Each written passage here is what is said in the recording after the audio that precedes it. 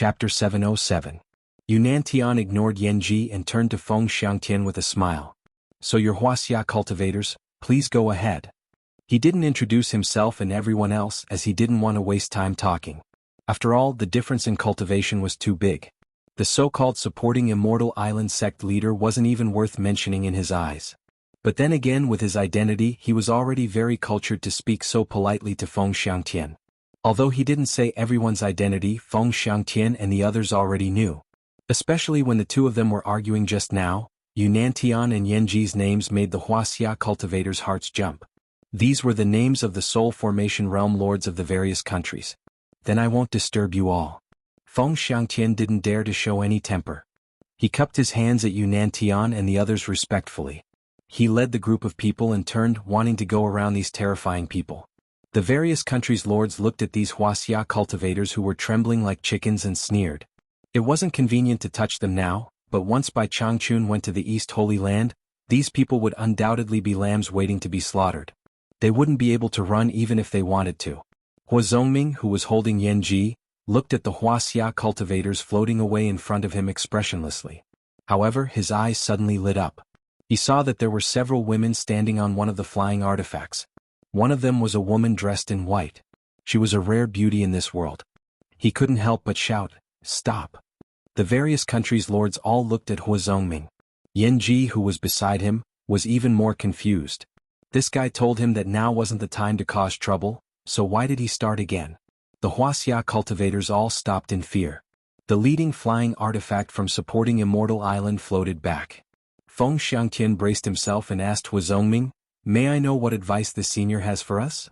He had no choice but to stand up for Hua Zongming. After all, he was the sect master of the number one sect. Hua Zongming, who was wearing light yellow thin clothes and barefooted, waved his hand in an elegant manner and said, "It's none of your business." His eyes were fixed on the beautiful woman in the crowd. Everyone followed his gaze and suddenly came to a realization.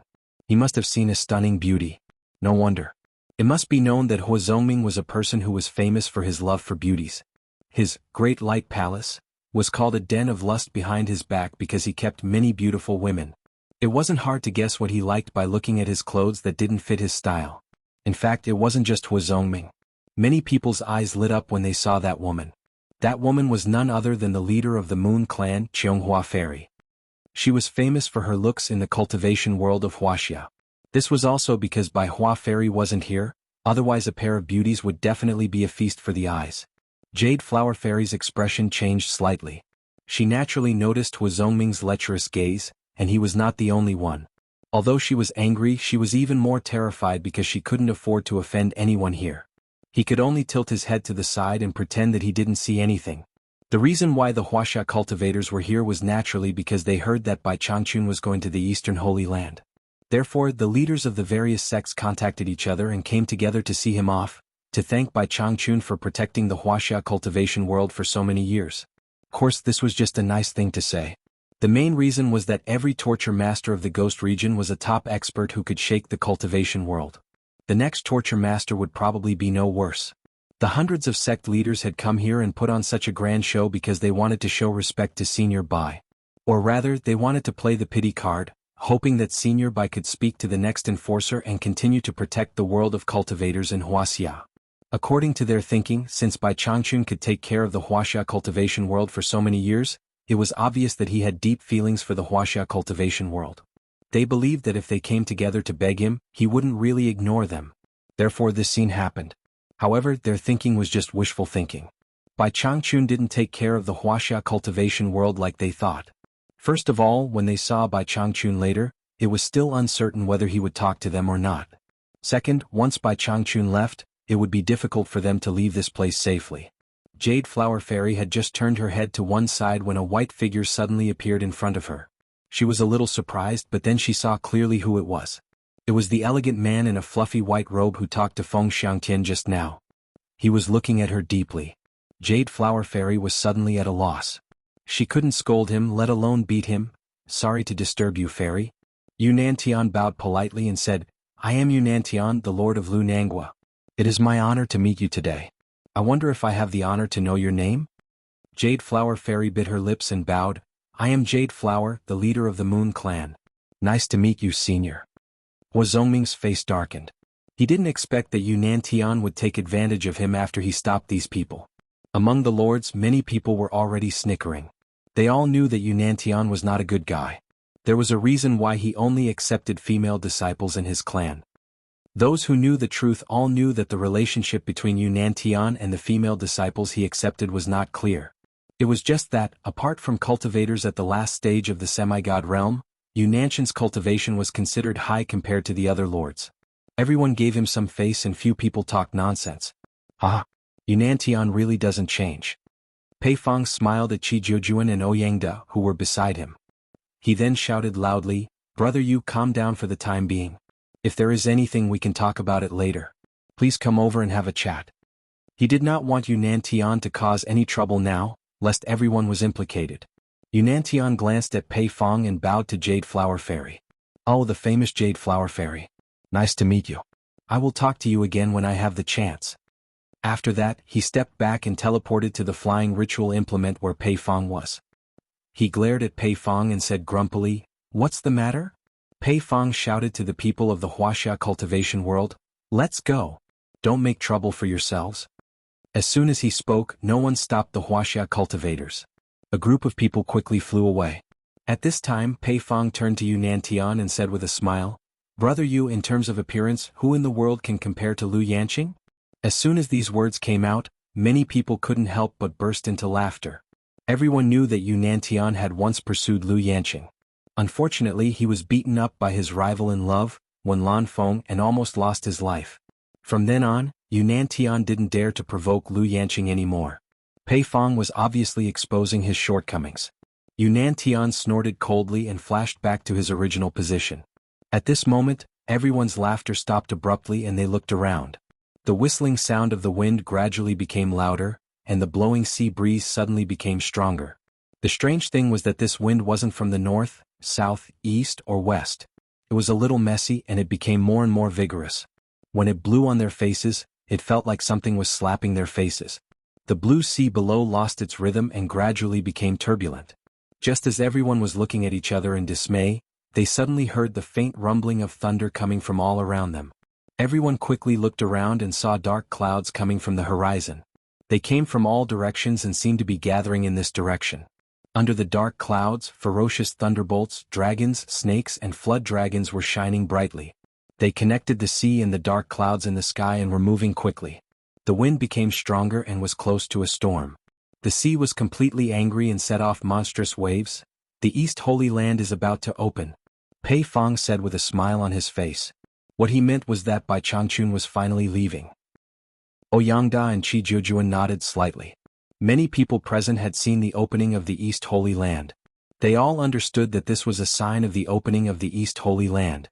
However, none of the wuxia cultivators had seen it before. Just as they were dozens of miles away from the feudal lords, they suddenly saw such a change in the sky and sea. All of them looked around in bewilderment. The fog that had just shrouded Xianxia Island was blown away again. Bai Changchun, who was standing on the peak of the mountain, slowly opened his eyes and looked around with radiance. Nongzhu looked at the dark clouds in the sky and muttered to herself, "Is it going to open soon?" Grandmaster Nan Ming nodded solemnly and said, "Soon." He had lived on Xianxia Island for such a long time and had seen the opening of the East Holy Land several times. What he said was naturally correct. When Yu Qianshou heard this, he looked around curiously. He wanted to see how the Holy Land of the East would be opened. Right at this moment, the thunderbolts in the surrounding dark clouds suddenly disappeared at the same time. The wind between heaven and earth swept wildly, and the surrounding dark clouds quickly gathered together. In less than an hour, the entire sky above Xianxia Island was covered by dark clouds. The last ray of light disappeared, and the world was so dark that one couldn't even see their own fingers. Not long after, thunder rumbled in the sky again, and it was getting more and more intense. The dark clouds in the sky flickered as if they were brewing something. Suddenly, an intense and dazzling thunderbolt pierced through the dark clouds like a long sword and illuminated the entire world. The dark sky was shrouded by the rolling dark clouds, and the turbulent sea reflected the strong light. Then a loud bang was heard. It was so loud that even the ground could feel the strong tremors. Yu Qianshou gritted his teeth and felt that he couldn't hear anything. However, his eyes were still wide open as he looked at the place where the thunderbolt struck. It was the clouds that shrouded the East Holy Land no matter how strong the wind was. In the instant that the huge thunderbolt disappeared into the clouds, the world returned to darkness. However, Xianxia could faintly see that the moment the light disappeared, the unmoving clouds seemed to move. Chapter 708. Bang! With a loud explosion, another huge thunderbolt appeared in the dark clouds. The direction it struck was exactly where the previous thunderbolt struck. With the help of the strong light, one could see that the clouds shrouding the eastern sacred land, which could not be blown away by the wind, were slowly surging. Before the dazzling light disappeared, another shocking thunderbolt struck at the same location. Once the 3 thunderbolts appeared, it was as if a fuse had been lit. In an instant, the sky was filled with lightning and thunder. Densely packed green electric snakes flashed in the dark clouds and interweaved like a net. The scene was extremely shocking. Under the lightning, Xianxia Island was completely lit up. The surrounding sea surface was filled with billowing green light. At this moment, the dark clouds in the sky shouldn't be called dark clouds but lightning clouds. They were formed by dense lightning. Countless densely packed lightning bolts shot towards the sky above Xianxia Island and converged into a gigantic thunderbolt. Bang! Once again, the target was the same as the previous 3 lightning bolts. Xianxia's eyes widened as he personally saw the clouds shrouding the eastern sacred land rotating slowly. Suddenly, as if the speed of rotation was too slow, earth-shattering explosions resounded. Countless lightning snakes gathered to form huge thunderbolts. They crazily struck out one after another. More and more of them appeared, and the frequency of the strikes also became denser and denser. This scene reminded Xianxia of a dozen heavy machine guns bombarding the same target. Other than the continuous loud explosion, nothing else could be heard. The dark clouds had turned into a world of thunder and lightning. The lightning shot out wildly, and everywhere was covered in a vast expanse of green. The 4 people on the main peak of Xianxia Island could clearly feel the entire mountain beneath their feet shaking. Rocks of all sizes on the mountain were rolling down the mountain. This was because they were not ordinary people. Their cultivation was not weak and they could circulate their energy to resist the tremors. If it was an ordinary person, they would have died from the tremors. Xianxia, whose cultivation was inferior, had already used his fingers to block his ears. Otherwise, he would not have been able to bear it. Even so, he still felt a little dizzy. He felt that his surroundings were filled with electromagnetism. All the hair on his body stood on end, as if there was an electric current flowing on the surface of his body. Although the wuxia cultivators who were dozens of kilometers away were already very far away, they could still imagine the shocking scene in that place. All of them were dumbfounded as they looked at the shocking scene in the distance.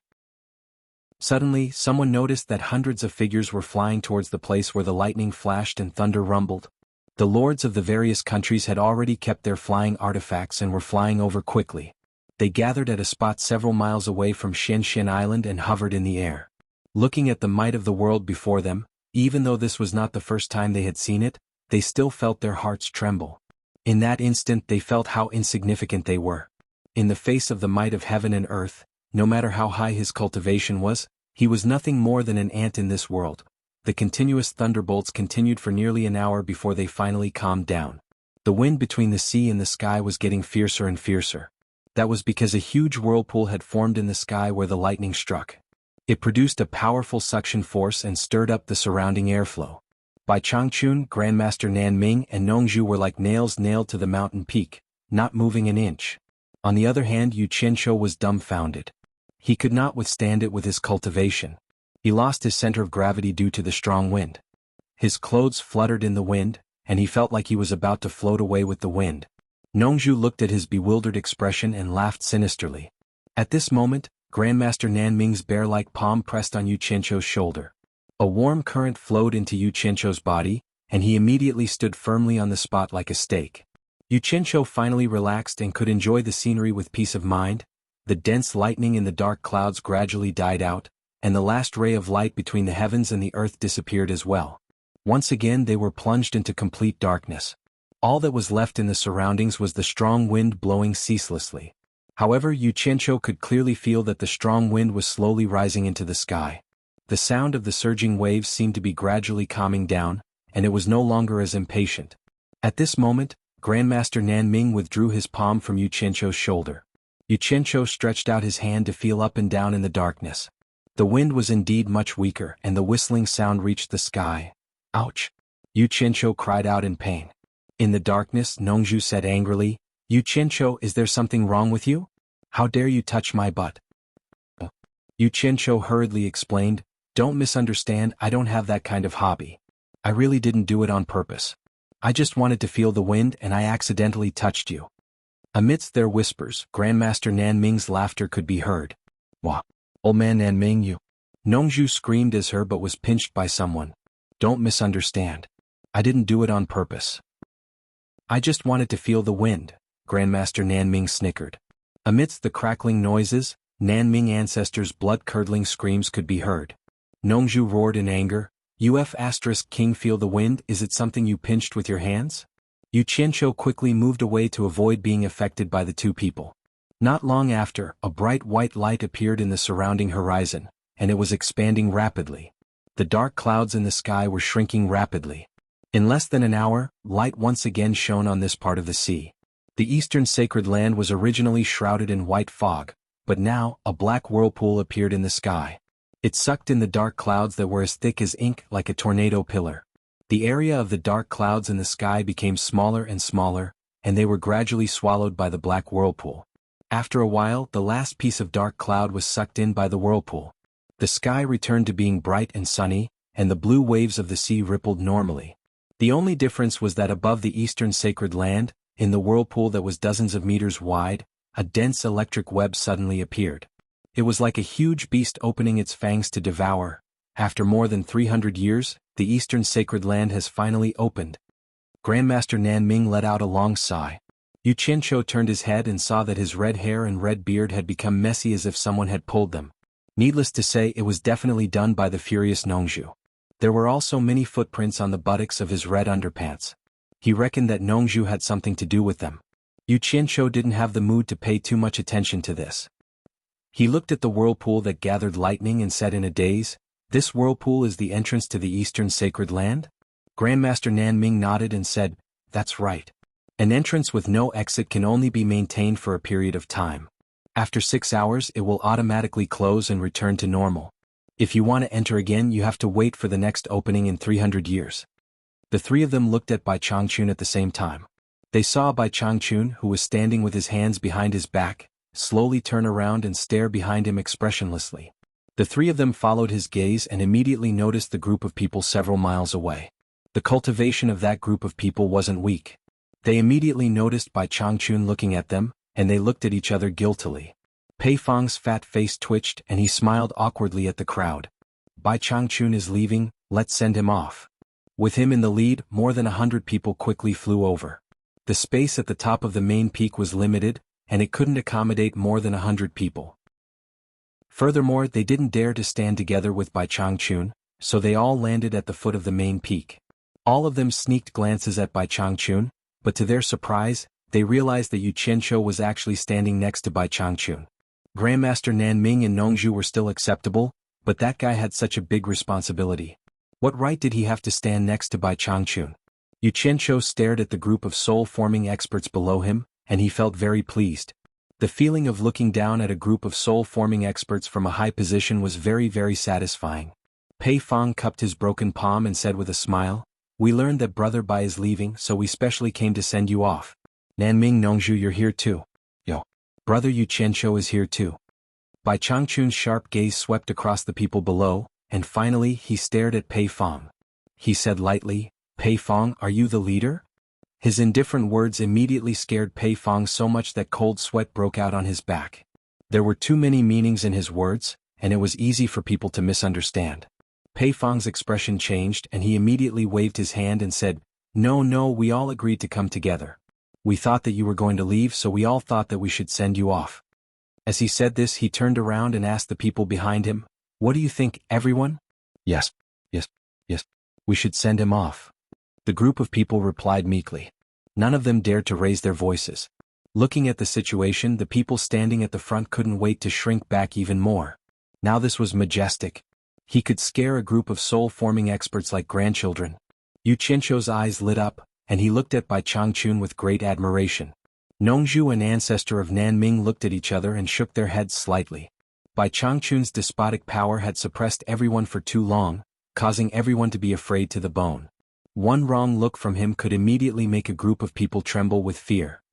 In that case, should I thank you for your kindness? Bai Changchun asked lightly. No need, no need. Pei Fong squeezed out a smile on his fat face, and he waved his hand repeatedly and said, We've all been in the cultivation world for so many years. It's only right for us to send you off, it's only right. At this moment, Bai Changchun suddenly looked far away. Everyone followed his gaze and saw a group of densely packed flying artifacts carrying a group of people flying over quickly. It was the group of people from the cultivation world of Wuxia. Led by Feng Xiangtian of Fuxian Island, hundreds of sect masters gathered. The closer they got to Xianxia Island, the faster their hearts beat. The legendary #1 expert in the world should be in front, but no one had seen him before. When everyone got closer and saw the group of lords on the main peak, they couldn't help but look at the 4 people standing on the peak. To be able to make the lords of the soul-forming realm submit to them, they were naturally extraordinary. Among them there must be the legendary #1 expert in the world. Chapter 709. Xianxia was slightly stunned. There were many familiar faces among this group of people from Wuxia. He muttered to himself, Why are these people here to join in the fun? This isn't a place for you to join in the fun. You can't afford to play. A group of flying artifacts stopped tens of meters away. The feudal lords standing on the second peak stared at these people coldly. The Wuxia cultivators sized up the 4 people standing on the peak anxiously. Many of them were stunned because one of them was very eye-catching. It was hard not to recognize him. The group of people was speechless. Why is Xianxia here? Moreover, he was standing high above the feudal lords. Not to mention them, even the feudal lords were puzzled when they saw Xianxia here. Although the Wuxia cultivators didn't recognize Bai Changchun, the temperament of the 4 people was obvious. There was no need to mention Xianxia. The red-haired, red-bearded, bare-chested old man and the handsome middle-aged man didn't match the image of the world's #1 expert in the legends. Only the green-robed old man had a thin face, and his eyes were filled with a supercilious indifference. He stood there motionlessly, yet he gave off a feeling that he was one with the world. He was probably the #1 person in the world in the legends. Xianxia stared coldly at Feng Xiangtian, the sect leader of Fuxian Island. He sneered and said, Sect leader Feng, it's been a long time. I wonder why you're here? Feng Xiangtian was a sect leader, so he wasn't someone who didn't know the severity of the situation. Since Xianxia could stand here and speak first, he was already not someone Fuxian Island could afford to offend. He didn't care about his reputation anymore. He had to drink the bitter wine he brewed himself. He squeezed out a smile and cupped his hands. Our Wuxia cultivators have been protected by Elder Bai for many years. Today we heard that Elder Bai is going to the East Holy Land. Wuxia's 373 sect leaders came to send you off as a token of our goodwill. May I know which one is Elder Bai? Please allow us to thank you. The lords of the various countries looked at each other. Even Xianxia didn't expect nearly 400 sect leaders to come from Wuxia's cultivation world. Didn't that mean all the sects were here? What were these people trying to do? They were here to see Bai Changchun, so Xianxia couldn't say anything. However, Bai Changchun didn't say anything either. It was as if he hadn't heard anything. At that moment, a flying artifact flew out from the Wuxia's formation, attracting everyone's attention. Xianxia took a casual glance and immediately recognized them. They were people from the 4 great clans. The 4 clan leaders stood at the front of the flying artifact. The rest of the Chinese cultivation world didn't know Bai Changchun, but the 4 great families' patriarchs had seen him before. Now that the patriarch was in front of them, they naturally had to come out and greet him. Bai Shouji, a descendant of the Bai family, greets the ancestor. Bai Shouji knelt on the flying magic tool in front of everyone with an emotional expression. The 2 Bai clan elders behind him also lifted their long robes in excitement and knelt down to pay their respects. The ancestor's name shook the world. As a descendant, he felt honored. Wu clan, Jing clan and Tan clan's juniors greet ancestor. The 3 clan leaders and 2 clan elders each knelt. Putting aside the other 3 clans, just Bai Shouji's words alone had shocked everyone. His surname was Bai, and he called Bai Changchun old ancestor. Didn't that mean? Other than Xianxia and Nongzhu who were in the know, everyone else including Nanming old ancestor were shocked speechless. Especially those from Wuxia's cultivation world, they were all dumbfounded. At that moment, someone vaguely remembered that the 4 clans once had a very powerful figure. However, it was just a rumor without any proof. They didn't expect it to be the world's #1 expert, Bai Changchun. Everyone's gaze moved back and forth between the four clans and Bai Changchun. Bai Changchun stared at the four clans and sighed. What are you doing here? There was a rare softness in his tone. No matter how ruthless he was, the four families in front of him were still his descendants. Now that he was leaving, his future was uncertain. Perhaps after this farewell, he would never have the chance to meet them again. Once Bai Changchun spoke, everyone's guess about the four clans became certain. They were really Bai Changchun's descendants. Oh my! He was Bai Changchun. The wuxia cultivators first looked at Bai Changchun with great respect. Then they looked at the four clans with complicated expressions. All of them cursed in their hearts. The four clans hid themselves too well. They had such a powerful backer, but they never revealed it. No wonder the four clans always advanced and retreated together. They were a family that wore the same pants. What's more, the sects that had conflicts with the four clans and had evil designs on the four clans were so scared that they didn't even dare to breathe. Bai Shoji, who was kowtowing, stood up and said excitedly, "Ancestor, I heard that you are going to the Holy East Land. How can the descendants of the four clans not come to send you off? Otherwise we will be scolded by our descendants as unfilial descendants. Please don't be angry, Ancestor. Please forgive us." "Forget it."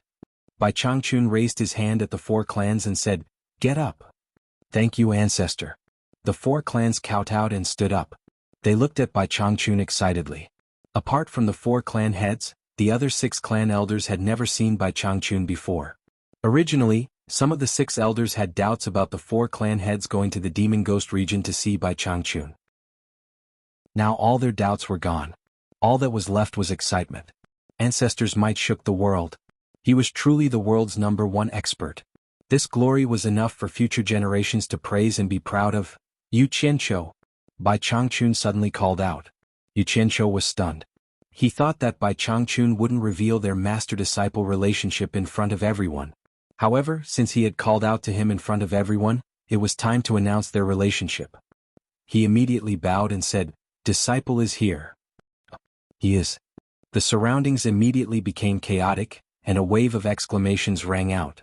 Everyone was stunned and looked at Bai Changchun and Yu Qianqiu in disbelief. These two are actually master and disciple? Oh my god. Many of the feudal lords were so scared that they broke out in cold sweat. Almost everyone had a part in hunting down Yu Qianqiu. Fortunately, that kid was lucky. If something really happened to him, it would be a big joke. Who was Bai Changchun? There was no need to doubt what would happen to him. Many people cursed Yu Qianqiu's 18 generations of ancestors in their hearts. He was forced to such a point, yet he still didn't reveal his backer. Even if he wanted to die, he didn't need to drag them down with him. Thank goodness, thank goodness, thank goodness this brat is still alive and kicking. The expressions of the soul formation stage feudal lords were rich and colorful. Now many people finally understood. No wonder this kid was always hanging out with Nongzhu. No wonder when Lan Feng began to support this kid after returning from the demon domain. No wonder this kid dared to run amok in the cultivation world and was not afraid of anything. It turned out that he had Bai Changchun behind him. No wonder he was qualified to stand beside Bai Changchun now. The people of the wuxia cultivation world all stared at Yu Qianqiu with complicated and fiery expressions. His background was too powerful. When this truth was announced, it was like a bolt from the blue to everyone. All of them were stunned. Bai Changchun stared at the 4 major families and said slowly, "If the 4 families live their lives according to their own will, if they encounter any trouble in the future, they don't seek to live forever and don't seek to be illustrious. As long as it's within your ability, there's no need to force it. You can be a little more considerate. This can also be considered as fulfilling the relationship between me and the 4 families." Yu Qianqiu didn't give any guarantee. He just cupped his hands and said indifferently, "Rest assured, Master. This disciple will remember." Bai Changchun nodded slightly and waved to the 4 families. "There's nothing for you to do here. Go back quickly and live your own lives." The 4 families looked at each other. They were here to send off their ancestor. Now that the ancestor hadn't been sent off, how could they go back? Seeing that the 4 wanted to say something, Yu Qianqiu glanced at the soul formation stage feudal lords and said sternly, "4 family heads, don't say anything more. Listen to Master's arrangements and go back immediately. Don't make Master angry. Otherwise you will all be unfilial descendants." At this point, the 4 families didn't dare to disobey their ancestor. They all knelt again and said, "Yes, Ancestor. Farewell, Ancestor." Then they stood up and flew around the various sects on their flying Dharma artifact. Under the envious gazes of the sects, they quickly flew back to wuxia. At this time, there was a commotion among the sects in Huaxia. They must have secretly sent the same message. They all bowed to Bai Changchun and said, "Greetings, Senior Bai." Yu Qianzhou looked at these people speechlessly. He didn't know what they wanted to do. But at this time he was suddenly stunned. Among the people bowing, there were 4 women in white standing on a flying Dharma artifact behind the people from Fuxian Island. 2 of them bowed and the other 2 stood straight. They didn't bow. They were very eye-catching in the crowd. Yu Qianzhou knew the person in the lead. It was the Moon Clan master, Jade Flower Fairy. Jade Flower Fairy was biting her lips and staring at them. Hua Rui, who was standing beside her, was also looking at them in astonishment. Yu Qianzhou guessed what they were looking at. He tilted his head and was slightly stunned. Suddenly he understood everything. They were looking at none other than the elegant island master of the South Sea Purple Bamboo Forest, the famous Mr. Nongzhu. Nongzhu also looked at Jade Flower Fairy with a dumbfounded expression. He probably didn't expect to meet Jade Flower Fairy on Xianxia Island. The man and the woman finally met each other. Yu Qianzhou immediately lowered his head and laughed. He wanted to find a chance to drag Jade Flower Fairy to the South Sea Purple Bamboo Forest to discuss Nongzhu. Now it seemed that there was no need at all. He didn't need to think about being the bad guy anymore. He just needed to watch the show. Seeing him laughing like this, Bai Changchun and the Nanming Patriarch looked at him with questioning eyes. When Yu Qianzhou noticed their eyes, he immediately felt that he had lost his composure. He coughed and straightened his expression. First, he sent a voice transmission to Bai Changchun. "Master, the beautiful woman standing at the front is Zi's mother." Then, as if wanting the world to be in chaos, he sent a telepathic message to Grandmaster Nanming. "Senior Nanming, the beautiful woman standing at the very front is an old flame that Senior Nongzhu secretly dumped. We haven't seen her for many years. Don't tell others that I said it." Chapter 710. Bai Changchun was already looking at Ziyi's mother. Ancestor Nanming asked in disbelief, "Nongzhu's lover? Really? You're not lying to me, are you?" "Senior Nanming, what are you talking about? I'm famous for my credibility. Everyone in the cultivation world knows that. I've never lied in my life. That woman is the leader of the Moon Clan of Huaxia. People call her Fairy xuanhuan. If you don't believe me, you can ask Senior Nongzhu. I promise I'm telling the truth. But don't tell him I said it or he'll fight me to the death." "Okay, I know. Fairy xuanhuan, the leader of the Moon Clan of Huaxia?" Ancestor Nanming tilted his head and looked at Nongzhu. Seeing her dumbfounded look, he immediately believed Yu Qianzhou's words. He rolled his eyes and shouted at Fairy xuanhuan, "Is that the leader of the Moon Clan, Fairy xuanhuan?" His words shocked everyone. Everyone looked at Ancestor Nanming, wondering how he knew Fairy xuanhuan. Because of Yu Nantian and Hua Zongming's mistakes, the feudal lords of the various countries immediately let their imaginations run wild. Could it be that the Nanming old ancestor had also taken a fancy to this woman? Fairy xuanhuan turned a deaf ear and kept biting her lips while looking at Nongzhu. On the other hand, Nongzhu was almost the same. Hua Rui came to her senses. She quickly pulled Fairy xuanhuan and repeated what Ancestor Nanming said. People who could stand next to Bai Changchun were not ordinary people. They couldn't afford to offend them at all. However, her brother-in-law, the handsome and peerless brother-in-law, the brother-in-law named Xiao Yao, the brother-in-law who suddenly disappeared with a baby, she would never mistake him for someone else. That mortal from the mortal world was now standing at the peak of the cultivation world with Bai Changchun. Who exactly was he? Fairy xuanhuan came back to her senses. She looked a bit sad. She turned and bowed slightly to Ancestor Nanming. "I'm the leader of the Moon Clan, Xuanhuan. How do you know me? Forgive this junior's poor eyesight, but I don't think I've seen Senior before." Ancestor Nanming, who had been beaten up by Nongzhu in the dark because he had pinched Nongzhu's butt, was wearing a pair of red underpants. With his hands on his hips, he laughed out loud and said, "I am the island master of Xianxia Island. In the cultivation world, people call me Ancestor Nanming." His arrogant and proud laughter echoed in all directions. All the sects in Huaxia were astonished. It turned out that this was Nanming Ancestor, one of the 4 great men who was equally famous as Bai Changchun in the cultivation world. Xuanhua Fairy was also slightly surprised. She bowed again and said, "Senior Nanming, it's my honor to meet you." Ancestor Nanming glanced at Nongzhu and saw that she was glaring at him. He was too lazy to pay attention to her and continued to laugh. "I've long heard of Fairy Xuanhua's great name. I would like to do my best as a host and invite you to stay on Xianxia Island as a guest. Would you be willing to give me face?" Xuanhua Fairy glanced at Nongzhu and replied solemnly, How can I reject your invitation? Good, good, good. Ancestor Nanming laughed and said good 3 times in a row. Then he stopped talking.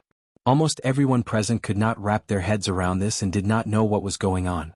Bai Changchun, on the other hand, glanced at Yu Qianzhou, who was standing obediently on the side. Nongzhu frowned and seemed to have figured something out in an instant. She stared angrily at Yu Qianzhou, who looked like an honest man, and asked him telepathically, Yu Qianzhou, was it you who told Nanming ancestor Nanming? Yu Qianzhou immediately denied it with telepathy. No. Bullsh*t. Out of the 4 of us, only you and I have seen her. How could Nanming ancestor Nanming know that she is Xianghua Fairy, the head of the Moon Clan? Who else could it be if it wasn't you? Don't accuse a good person here. I was just wondering how Senior Nanming knew her. Yu Qianzhou replied, do you think it's possible that old ancestor Nanming really admired Fairy Viburnum's name for a long time? In addition to Fairy Viburnum's outstanding appearance, he guessed it immediately. Oh my god. Could it be that Senior Nanming has taken a fancy to Fairy Jasper Flower? Oh my god. Then you guys are. Nongzhu's teeth hurt when she heard this.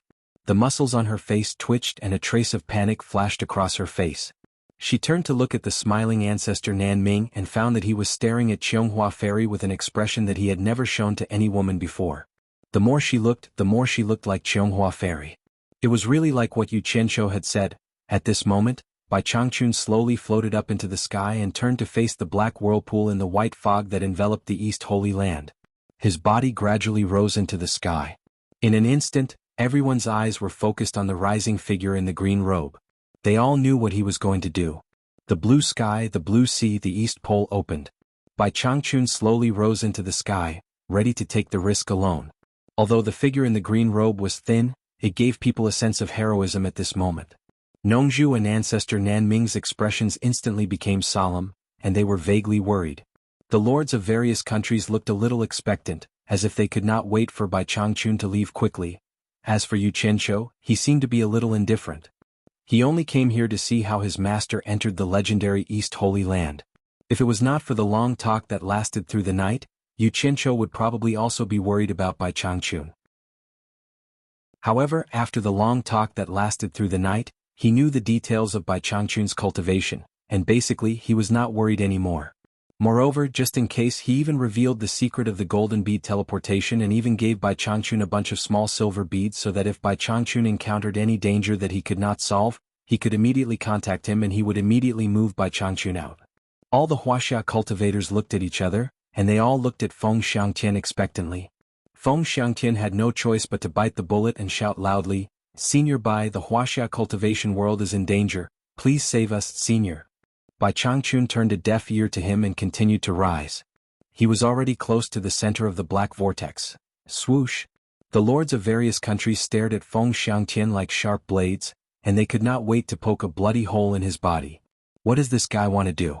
Does he want to summon Bai Changchun back to deal with us? Feng Xiangtian immediately felt chills all over his body when he was stared at by these people. However, the more he was at this juncture, the more he wanted to save himself. Just as he was about to call for help again, he saw a transparent light shield suddenly appear around Bai Changchun's body. Obviously, Bai Changchun was ready to go in. Senior Bai, the wuxia cultivation world is in danger, please save us, Senior. Feng Xiangtian shouted loudly again and again. However, Bai Changchun did not care about him at all. Even the lords of various countries could not be bothered to reason with him for the time being. All their attention was focused on the sky, and they could not take their eyes off him. Even with Bai Changchun's cultivation, he had released protective aura to protect his body. It could be seen that he did not dare to underestimate the situation and had made thorough preparations. In the rapidly spinning black vortex, dense electric snakes shuttled back and forth like a net, like a monster opening its huge mouth to devour, staring at the green-robed figure floating in the air. Because of the sudden appearance of Bai Changchun in the wind gap, the originally whirling black vortex sucker suddenly made the invisible wind pillar that had no resistance become chaotic, almost turning into tangible wind blades, whipping at Bai Changchun's protective aura chi. Whoa! Swoosh swoosh. A shrill and strange sound appeared in the sky, like a giant beast opening its fangs with lightning and roaring. Suddenly, Bai Changchun's figure shot toward the center of the black vortex like a green meteor. Everyone's eyes could hardly react, and they saw the figure crash into the center of the black vortex in the blink of an eye. In an instant, rapid flashes of lightning and rumbles of thunder appeared in the black vortex, as if the intruding figure had created a wave that resembled lightning. Then, the movement gradually calmed down, and Bai Changchun's figure completely disappeared in the black vortex. Everyone present held their breaths with rapt attention. No one even breathed loudly. Although they saw Bai Changchun enter, they still stared fixedly at the black whirlpool with lightning bolts swirling around it. After a long time, it was estimated that the 6 hours of the opening of the Holy East Land was over. The black vortex embedded in the white fog gradually shrank, and the lightning in it shone with green light. Finally, along with the shrinking black vortex, it disappeared in the vast white fog. In an instant, the world returned to normal, and the rapid spinning sound disappeared. There was only the sound of the sea breeze blowing and the sound of the waves hitting the rocky shore. Everyone came back to their senses and looked at each other, especially the lords of the various countries. All of them let out a sigh of relief and looked at each other with an irrepressible smile of excitement. The #1 expert in the world who had suppressed everyone for many years was finally gone. The terrifying expert who made everyone tremble with fear was finally gone. The god of death finally went to the Holy East Land where he would never return. The stone that had been pressing on everyone's hearts for many years was finally removed. The haze that had shrouded their hearts for many years was finally blown away. Breathing in the free sea breeze of Xianxia Island, they could feel a trace of sweetness. Pei Fang's eyes flickered as he looked around. After making eye contact with Qi Jiujuan and Ouyangda, Pei Fang couldn't help but let out an arrogant ga laughter towards the sky. The two of them also laughed heartily. Their laughter echoed in the sky above Xianxia Island. The time that belonged to them had finally arrived. Bai Changchun was gone and Yin Baikong was dead. As long as the three of them united, Bing Qingzi and Hu Changsha would not be difficult to deal with. As long as they took care of these two. Although when Lanfeng's cultivation was high, he was actually the easiest person to deal with. As long as they spent some time and played some tricks, they would not have to worry about not being able to deal with him. As long as they took care of these three people, from now on, no one in this world would be able to restrict their freedom. How could they not be happy when they thought of the day where they could freely roam the world after cultivating for a lifetime? The people of the Chinese cultivation world already felt that the situation was not good. They all regretted coming here. Now, it was tantamount to sending sheep into a tiger's mouth. All of them started to beat a retreat in their hearts and slowly retreated, hoping that the lords of the various countries would not bother with them now that they were in high spirits. This person could always come up with childish ideas to comfort me when he was on the verge of despair. Actually, most of the spirit-severing realm lords were indeed in high spirits and did not have any thoughts of taking care of them now. However, when Yanji glanced over, his killing intent instantly rose. He immediately shouted angrily, "All of you stop." His proud disciple had died in the Chinese cultivation world. He had long since lost his good impression of the Chinese cultivators. How could he let them go now?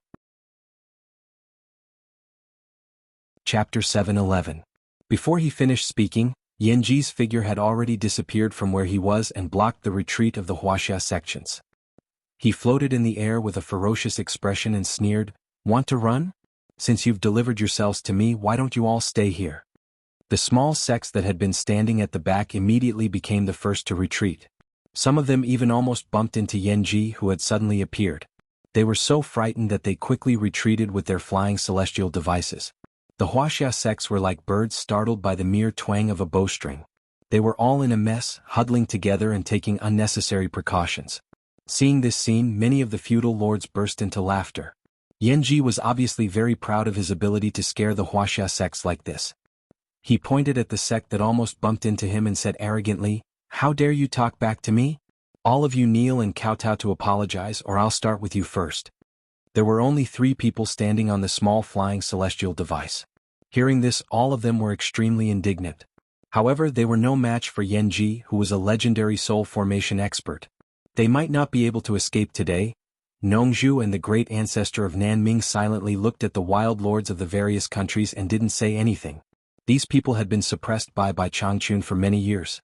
Now that Bai Changchun had left, they would probably vent their pent-up anger on these wuxia cultivators. It was understandable. But then again, did it matter to them whether the wuxia cultivators lived or died? For those who struggled in the cultivation world, life and death were all decided in an instant. Life and death were not important. This was actually a part of cultivation. It all depended on whether one could break through safely. However, Xianxia's expression was not so good. He had long known that these wuxia cultivators would definitely be unlucky to break through at this time. Otherwise, Bai Changchun wouldn't have let the 4 clans leave first. There were some things that Bai Changchun was well aware of. The world was full of misfortunes. Once he left, it would be useless to worry about what would happen after him. For the sake of his relationship with the 4 great families, he had stayed for a while and bought time for the 4 great families to leave. He had already done his best. Xianxia was well aware of this, which was why he helped Bai Changchun urge the 4 families to leave. Although he himself did not have a good impression of the people of the Chinese cultivation world, and after the long talk with Bai Changchun that night, his view of the situation was no longer limited to the Chinese cultivation world, but the whole world. If Yanji were to kill someone, he might weigh the pros and cons and turn a blind eye to it in order to protect himself. However, Yanji actually made a Chinese cultivator kneel and accept the humiliation. After all, he was born in the wuxia cultivation world. It was difficult for him to watch the wuxia cultivators being humiliated before their death. He had the urge to stand up for the wuxia cultivators. This kind of impulsive nature was called bloodthirstiness. In his previous life, it was because of this kind of uncontrollable bloodthirstiness that ultimately led to the tragic end of his fate. Xianxia clenched his fists, but in the end he still endured it. Nongzhu slightly tilted her head and glanced at him. At this moment, one of the 3 people on the flying celestial device that almost hit Yanji suddenly turned around and shouted, "Xianxia, I am Tu Yanfeng, an elder of the Wuxia Imperial Sword Sect. Do you remember what you said to me in the Cultivation Alliance?" Everyone stared at Xianxia. Nongzhu and the ancestor of Nanming also looked at him curiously, wondering what on earth Xianxia had said to him. Many wuxia cultivators remembered that when Xianxia left the Cultivation Alliance, he had promised Tu Yanfeng that if the Imperial Sword Sect encountered any trouble, he could use the name of Xianxia. Tu Yanfeng was a straightforward person. Otherwise, he would not have clashed with Xianxia even though he knew that he was no match for him. At this critical moment, he still spoke tactfully. Although he wanted to beg Xianxia, he only reminded Xianxia if he still remembered what he had said in the past. If Xianxia had forgotten, he would not say anything more. He just wanted to try with a glimmer of hope. Xianxia was stunned. He stared at Tu Yanfeng's face and tried to recognize him. He immediately remembered what Tu Yanfeng said when he pretended to be generous and let him go. Although he clearly saw Yanji staring at him with a pair of cold eyes that were filled with killing intent, he still smiled. He cupped his hands and said, "So it's Elder Tu from the Imperial Sword School. Since we're old acquaintances, please come and have a chat." Before Tu Yanfeng could reply, the head of the Imperial Sword Sect had already flown over on his flying celestial device and floated in front of Xianxia. Tu Yanfeng glanced at the head slightly and looked a little embarrassed. At the head's greeting, the 3 of them jumped down, put away their flying celestial devices, and bowed to Ancestor Nanming, Nongzhu, and Xianxia. Ancestor Nanming and Nongzhu just looked at them expressionlessly and had no intention of paying attention to them. Instead, Xianxia cupped his hands and said with a smile, "Elder Tu, I haven't seen you for many years. How have you been?" Tu Yanfeng looked a little ashamed. He lowered his head and cupped his hands, not saying anything. Xianxia nodded with a smile. To be honest, this kind of person who was too ashamed was not suitable to live in the cultivation world, but he admired him. Hee. Yanji stared at them and sneered. He squinted his eyes and asked, "Xianxia, what do you mean? Do you want to protect them from me?" Xianxia's gaze slowly shifted from Tu Yanfeng to Yanji. He asked in a neutral tone, "From what you're saying, could it be that you want to kill them from my hands?" The meaning of his words could not be clearer. It was obvious that he wanted to protect the people of the Imperial Sword School. Nongzhu and Ancestor Nanming frowned at the same time. Among the feudal lords, many people were already laughing mockingly. They were laughing at Xianxia for overestimating himself. Yanji immediately threw his head back and laughed loudly. "You want to protect them? I haven't even settled the score of killing this old man's disciple, but you've already delivered yourself to me."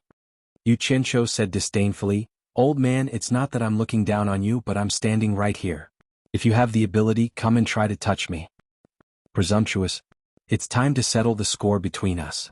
Hua Zongming and Pu Taidong rose into the air and stood at the same level as the people on the mountain peak. Although their words were directed at Xianxia, they were also staring at Nongzhu and Ancestor Nanming. Their meaning was clear. They wanted to suppress Ancestor Nanming and Nongzhu, preventing them from interfering with Yanji's killing of Xianxia. Nongzhu and Ancestor Nanming's faces darkened. They looked at each other and nodded slightly. They were ready to protect Yu Qianzhou. Nongzhu, in particular, took out the bamboo flute from her waist and held it in her hand. Her whole body was bursting with fighting spirit. She could not tolerate someone bullying by Changchun's disciple as soon as he left. Seeing that someone was cooperating with him, Yanji was full of smiles. He shook his head and said, Yu Qianzhou, I wanted to spare your life today for the sake of Bai Changchun. Who knew that you would come to me to court death? Bai Changchun is not here anymore. Who do you think you are? Give me your life. With a loud shout, Yanji turned into a shadow and directly rushed over. He was as fast as lightning, carrying the momentum of wind and thunder. He arrived in the blink of an eye. Almost at the same time, Nongzhu shouted angrily, Nanming, protect Yu Qianzhou. He had already rushed out. With a loud bang, the two phantoms collided and directly collided together. Obviously, Nongzhu's cultivation was higher. Yanji let out a muffled groan, and his body was directly knocked back. Hua Zongming and Pu Taidong looked at each other and nodded solemnly. They both shot toward Nongzhu in the air. In an instant, Nongzhu split into two figures in the air and faced the two of them respectively. Bang bang. A strong bang set off a raging airwave, forcing the wuxia cultivators to almost lose their balance on their flying celestial devices. All of them stared at the duel between the two masters of the soul formation stage in horror. They were too powerful. The aftershock of the fight was not something they could bear. Holding a golden net in his hand, Nanming Ancestor moved to the side of Yu Qianzhou and watched the fight in the sky with a red face. Yu Qianzhou's eyes were like an owl. Two balls of black flames were jumping rapidly in his eyes, and the killing intent on his face could not be suppressed. The three people who were fighting fiercely turned into two messy shadows. Bang bang, bang. They directly flew up into the sky. The lords of the various countries watched the fight with interest. It seemed that they wanted to see who would be the unlucky one. Pei Fong in particular had a beaming smile on his face. Yanji, who was knocked away, stopped retreating. He looked down at his chest where a very conspicuous footprint was left. He raised his hand angrily and wiped off a trace of blood at the corner of his mouth. A shiny black whip appeared in his hand. He stared at the sky and shouted angrily, Nongzhu, today is the day you die. His figure shot up into the sky. Just you? Nongzhu snorted disdainfully. Suddenly hundreds of Nongzhu appeared in the sky and surrounded Hua Zongming, Pu Taidong, and Yanji. The four people fought fiercely and crazily in the sky. The shadows intertwined in the sky, fighting back and forth. Loud noises were heard constantly, and the airwaves covered the sky and the earth. Those whose cultivation was below the deification stage could not tell who the four people were. In the angry rebuke, Nongzhu actually fought evenly against the three people. At this time, the three people in the sky were fighting against Nongzhu, but it seemed that Nongzhu had surrounded the three of them. Others might not see the reason, but the lords of the deification stage from various countries looked at each other in dismay. They all seemed to find it hard to believe. Because they could see that Nongzhu was fighting against three people, and she actually had the upper hand. Many people could not associate the previous Nongzhu who did not do proper work with the current Nongzhu who was fierce and fierce. It was really unexpected. The four people in the fierce battle were all at the middle stage of deification, but Nongzhu was not at a disadvantage against three people. Pei Fong squinted at the sky and said, Nongzhu's transfiguration transposition skill is really worthy of its reputation. Coupled with her good cultivation, I'm afraid Hua Zongming and the other two people can't take advantage of her. It seems that Nongzhu is not far from breaking through the final stage of deification. When he said the last sentence, there was a hint of gloominess in his tone. Qi Zhujuan said expressionlessly, It's a pity that Mu Sang, Miao Hanyuan, and Xu Xin are not here. Otherwise, we can see if Nongzhu can fight against six people with her transfiguration transposition skill. Pei Fong chuckled and said, Mu Sang and Miao Hanyuan will naturally help when they are here. However, Xu Xin seems to be in the same boat as Nongzhu. I don't know who will help who. His words immediately made the lords of various countries laugh. Chapter 7:12. The lords of various countries were in a good mood.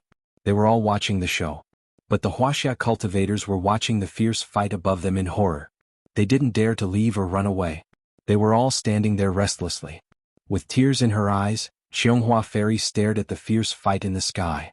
Her red lips moved and she murmured with a bitter smile, Nongzhu. He is Mr. Nongzhu, the famous owner of the purple bamboo forest in the South Sea. Mr. Nongzhu is Xiaoyao and Xiaoyao is Mr. Nongzhu. Why did you lie to me? You lied to me so miserably. Yanji's words, Nongzhu, today is the day you die, immediately made Xianghua Fairy, who had been paying attention to Nongzhu, understand everything. Huarui, who was beside her, stared at the sky in a daze, her eyes shining with a strange light. She had never expected that her brother-in-law, who had suddenly disappeared, was such a powerful figure. He was also a famous figure in the cultivation world. His cultivation was too strong. It was said that he was a close friend of the most powerful cultivator in the world. My God! What on earth did my sister miss? Bang! A heavy sound came from high up in the sky. A figure smashed into the sea like a meteor, creating a huge splash. Before the waves had completely returned, the falling figure shot out from the ocean once again. With an angry roar, it said, "Kill him together." It was Yanji's voice. It seemed like he had suffered a loss again.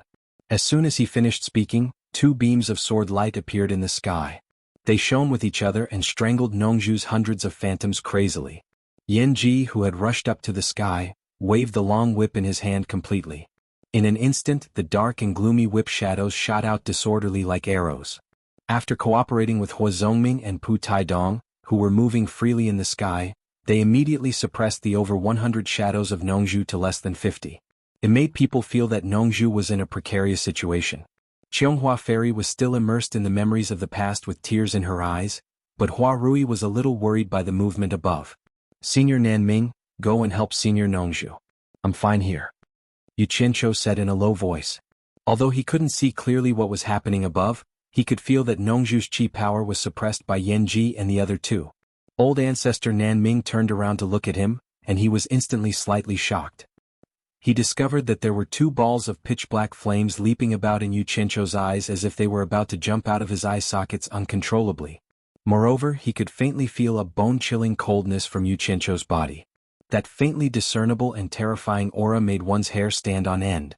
Nongzhu will be fine for the time being. The old man still has some powerful skills that he hasn't used yet.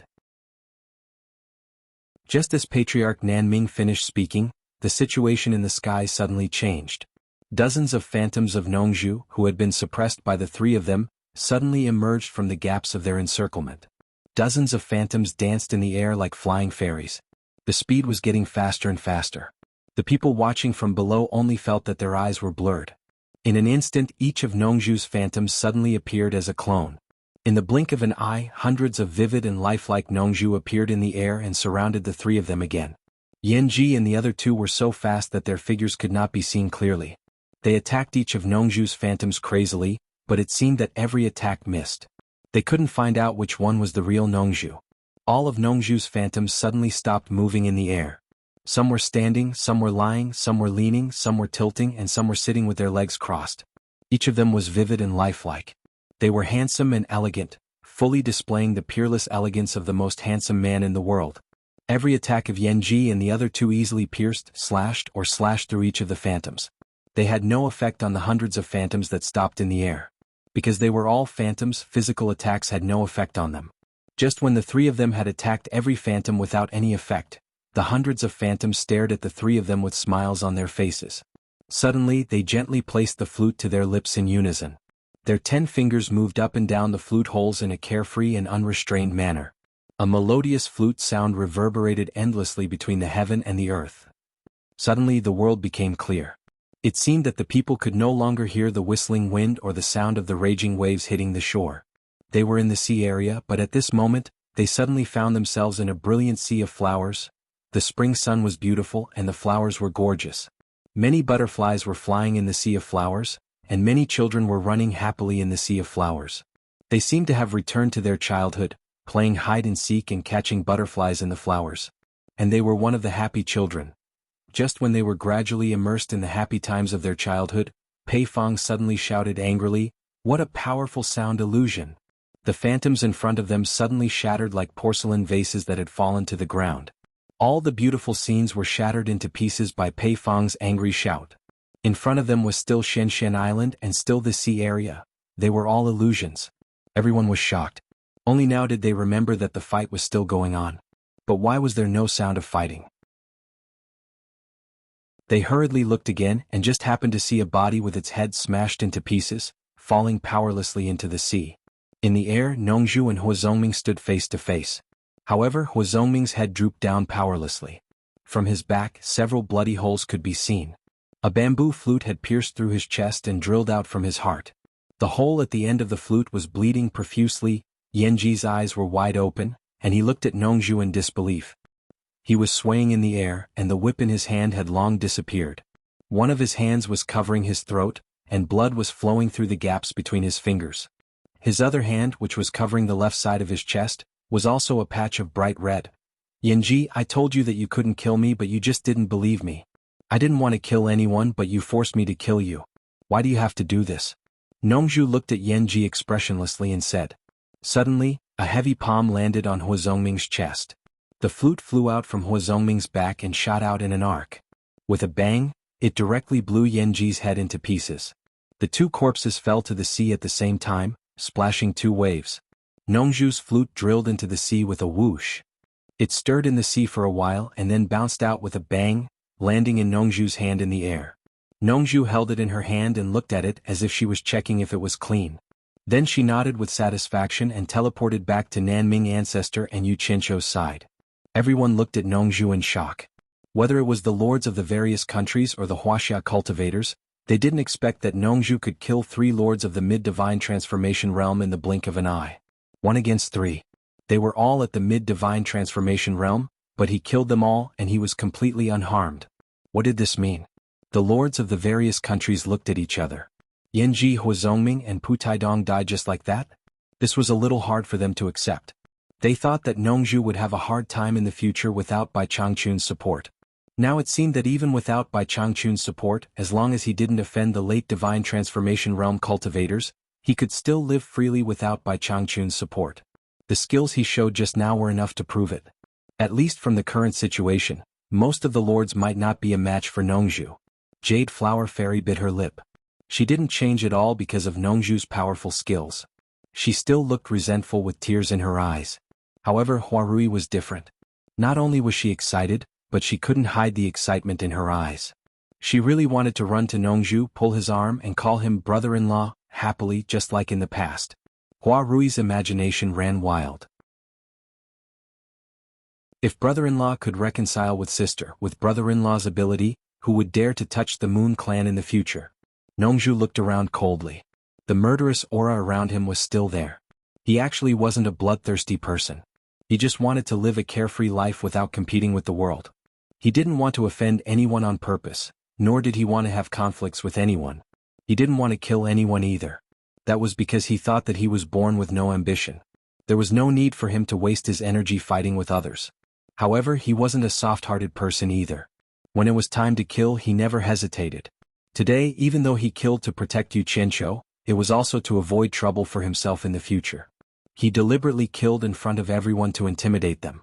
As soon as Bai Changchun left, these people showed their arrogance and were ready to make trouble. They actually targeted Bai Changchun's disciple. If he didn't intimidate them now, when would he? Once they attacked together, he wouldn't be able to block them even if he wanted to with his current level of cultivation. Ancestor Nanming glanced at Nongzhu. He didn't seem surprised that Nongzhu could kill Yanji and the other two. On the other hand, Yu Qianzhou was a little surprised. However, he wasn't surprised because Bai Changchun once told him not to underestimate Nongzhu. She wasn't as easy to bully as she looked. However, Yu Qianzhou kept looking at the flute in Nongzhu's hand. He felt a little nauseous. This was definitely not the first time this flute had killed someone. He thought of Nongzhu playing the flute next to his lips and then the scene of his opponent's intestines being pierced or brains being smashed. How could he stuff such a disgusting thing into his mouth? He really had to give it to him. That scene was like a bloodthirsty swordsman licking his lips after killing the enemy and tasting the blood on his sword. The atmosphere was a little quiet. Pei Fong stared at Nongzhu coldly. He looked left and right and transmitted his voice to Qi Zhujuan and Ouyangda. You've all seen it. Nongzhu is very likely to break through to the soul transformation final stage soon. Keeping him here won't do us any good. Why don't we take the opportunity now? What do you think? The two nodded slightly, obviously agreeing with Pei Fong's words. Pei Fong immediately chuckled and looked up at Nongzhu. Nongzhu, I really couldn't tell. What a good trick. Even I, Pei Fong, have to admire you. However, almost all the forces here had disciples who died in the hands of Yu Qianzhou. It's time to end it today. Nongzhu, I advise you to hand over Yu Qianzhou obediently. Don't put up any unnecessary resistance. Otherwise, don't blame us for being impolite. Chapter 7:13. The lords of the spirit-severing realm quickly exchanged glances. None of them were fools. The meaning behind Pei Fong's words was self-evident. Ancestor Nanming quickly glanced at Pei Fong, Qi Jiujuan, and Ouyang de Yuqinshu gnashed his teeth in hatred. Sure enough, none of them were good. They were all capricious villains. Damn fatty, don't fall into my hands. Otherwise I'll make you feel good. Nongzhu also narrowed her eyes and sneered, Fatty Pei, when Bai Changchun was here, you still called Yuqinshu brother you. Why do you want to kill him in the blink of an eye? I haven't seen your brother do anything wrong to you. Could it be that you're deliberately looking for trouble and want to get rid of me as well? Pei Fong didn't mind being seen through by Nongzhu. Instead, he laughed and said, Nongzhu, if you insist on saying that, then what else can I say? He floated in the air and said with a laugh, then let me have a taste of brother Nongzhu's shifting position transposition skill. No problem, but before that I have something to confirm with you. Nongzhu said.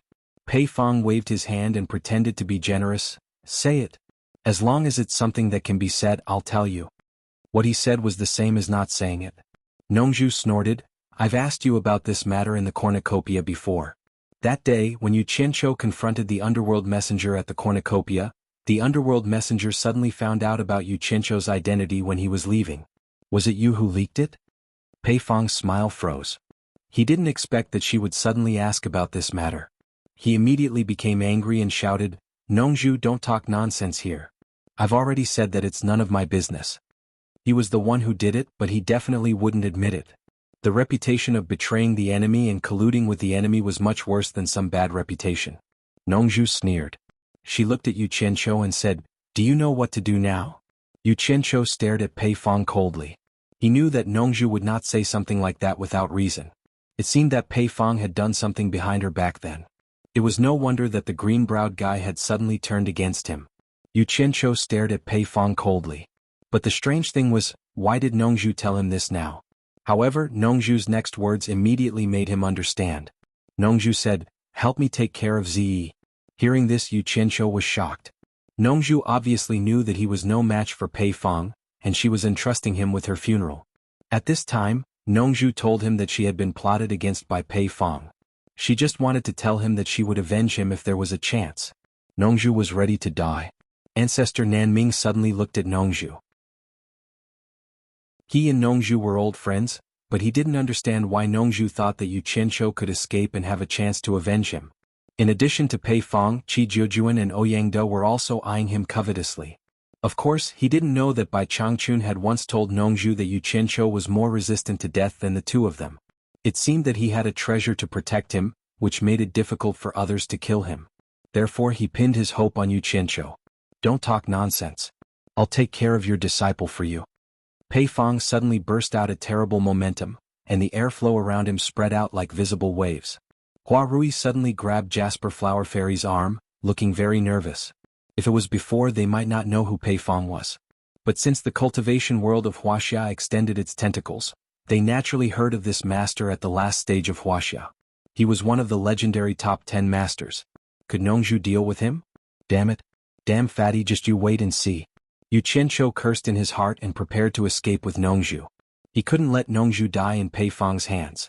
As for the Nanming Patriarch, as one of the 4 great men, Pei Fong didn't dare to hurt him easily. He just had to take Nongzhu away. After all, he didn't know much about the Nanming Patriarch. The fewer people who knew about the secret of Utopia, the better.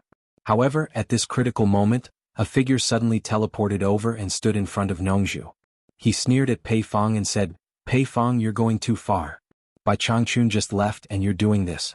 It's really disappointing. I'll be the first one who can't stand it anymore. It was Hu Changshu who had been standing at the side without saying a word. Nongzhu, Yuqinshu, and the Nanming Patriarch looked at each other. They didn't expect Hu Changshu to come out to help. It was too surprising. Especially Yuqinshu. He had a feud with the Yun Palace, and Hu Changshu had wanted to kill him for a long time. Why did he come out to help now? This was simply too inconceivable. Not to mention them, even the feudal lords were at a loss. When did Hu Changshu become a Samaritan? Didn't he know that Pei Fong, Ouyang De, and Qi Jiujuan were on the same side? Did he have the ability to fight the 3 of them alone? Hu Changshu. Pei Fong was stunned at first, then he sneered and said, "When did you wear the same side as Nongzhu? You came here to act like a hero. I hope you don't run later." "Hee. We didn't look for you but you came to die." "Great. Today is a good day to settle the score between us." As soon as he finished speaking, Qi Jiujuan and Ouyangda had already flashed over. They stared at Hu Changshu with killing intent. Seeing that a battle was inevitable, everyone slowly retreated. A battle between soul formation final stage experts was no joke. Hu Changshu said calmly, "Settle the score." "I don't know who will settle the score. Even if I don't stop you, you probably don't have the guts to touch them. If you're not afraid of that person from the demon domain, go ahead and attack." "Haha." Pei Fong's fat face shook as he cackled, "Hu Changshu, I think you're out of your mind. Bai Changchun has already gone to the East Holy Land, and you're still using him to scare us. Now the demon domain." Before he finished speaking, he suddenly felt as if someone was strangling his neck. He couldn't laugh anymore and the fat on his face stiffened. Qi Jiujuan and Ouyangda's expressions also changed abruptly, as if they remembered something. Why aren't you laughing anymore? Fatty Pei, continue laughing." Hu Changshu sneered and said, "I think you're too excited. It's true that Bai Changchun left, but don't forget that the demon domain torturers are passed down from generation to generation. If one Bai Changchun leaves, there's always another Bai Changchun. Every torturer of the demon domain torturer was a figure whose name shook the world. For countless years, no one had ever been able to resist the demon domain. Fatty Pei, if you have the guts, then do something. I don't believe that the current torturer can watch the previous torturer's disciple get bullied. I'd like to see if you can survive a month after you touch Yu Qianzhou. Sigh. Really, why do I have to remind you that some people are restless and like to look for excitement?" The feudal lords fell silent. They realized that everyone was too excited. How could they forget this? Yu Qianzhou and Nongzhu looked at each other speechlessly. The two of them didn't even think of using the demon domain torturers to scare them, because they knew that the current torturers couldn't do anything to them. Who knew that Hu Changshu would come out and make a big show of himself? They didn't expect it to work. Yu Qianzhou's eyes lit up slightly, and he had a plan in his heart. The expressions on Pei Fong and the other two's faces were complicated. They'd said what they wanted to say, and they'd also taken a stance. Now they were in a difficult position. However, Pei Fong's skin wasn't just ordinarily thick. He immediately laughed and said, "Brother Hu, look at what you're saying. Brother, you and I hit it off when we were in the cornucopia. Why would I harm him? I'm just afraid that he'll be sad to see Master leave, so I purposely joked with him." Then he waved his hand at Nongzhu and Yu Qianzhou and said, "Brother Nongzhu, brother Yu, don't take it to heart. I was just joking with you." Even Ouyangda and Qi Jiujuan squeezed out a few smiles. "It's not without reason that he's fat. He's thick-skinned," Hu Changshu said sarcastically.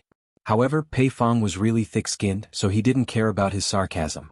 He said with a smile, "From what Brother Hu said, do you know who the current torturer of the demon domain is?" Hu Changshu snorted coldly and didn't answer. In fact, he didn't know who the current torturer of the demon domain was. The reason why he stood out to help Nongzhu and Yu Qianzhou now was because he had his own plans.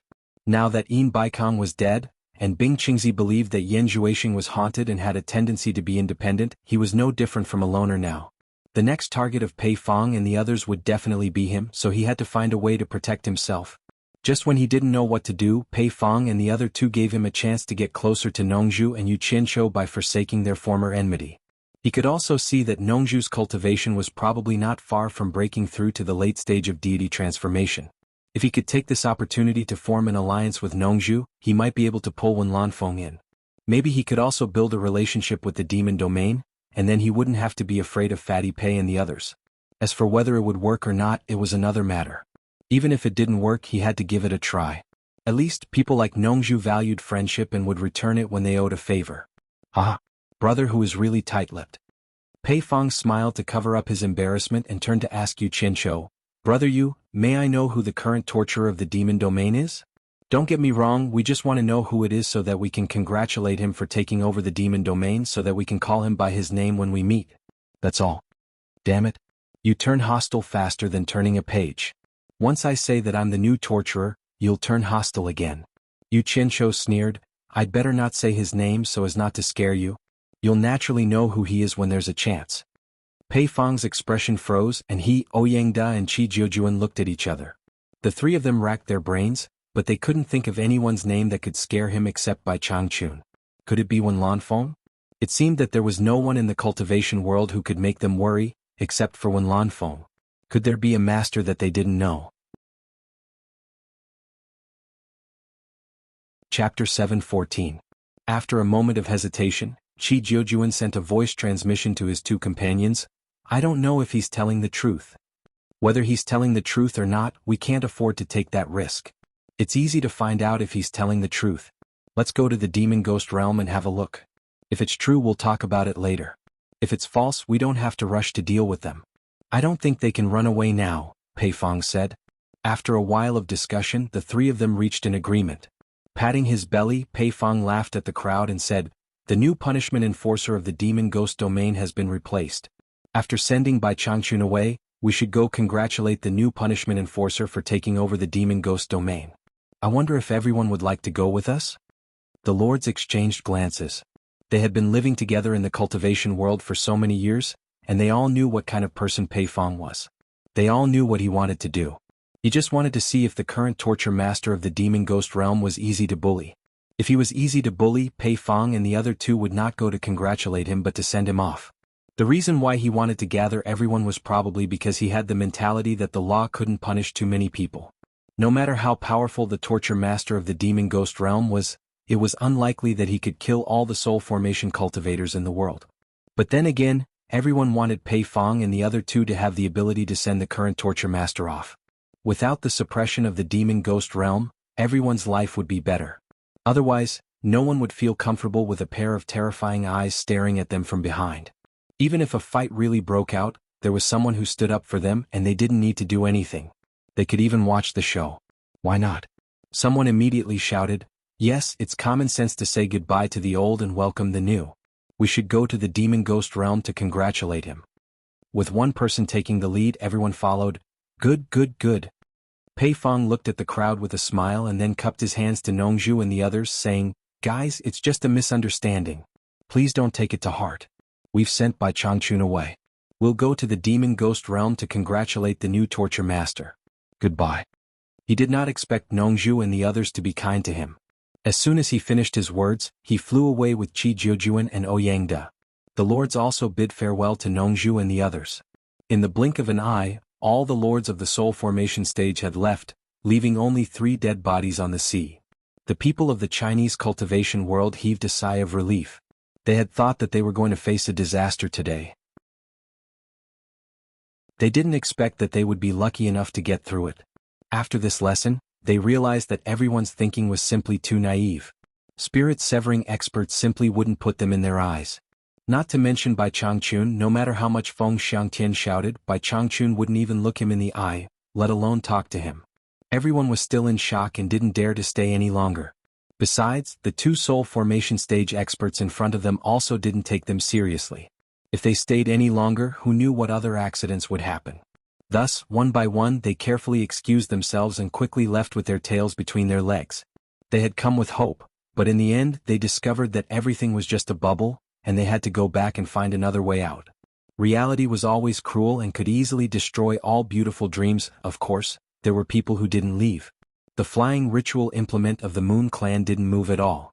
Jade Flower Fairy and the others faced the sea breeze, the corners of their white dresses fluttering in the wind as they looked over quietly. However, Nongzhu deliberately ignored them. She held the flute with her hands behind her back expressionlessly and looked into the distance. However, the fingertips of her slender fingers that were holding the flute were deeply embedded in the flesh of her palm. Who asked that relationship to leave such a deep scar in the hearts of a man and a woman? They wanted to forget it, but when they thought about it, they realized that it was all hatred. They didn't know that it was because they loved each other so deeply that they were hurt so deeply and hated each other so much.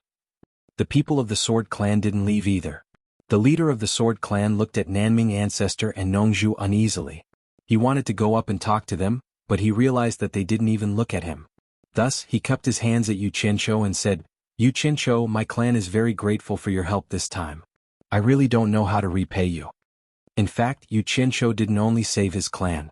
If it weren't for Yu Qianzhou's interference, the other soul formation lords wouldn't have let these wuxia cultivators go at all, not to mention Yanji.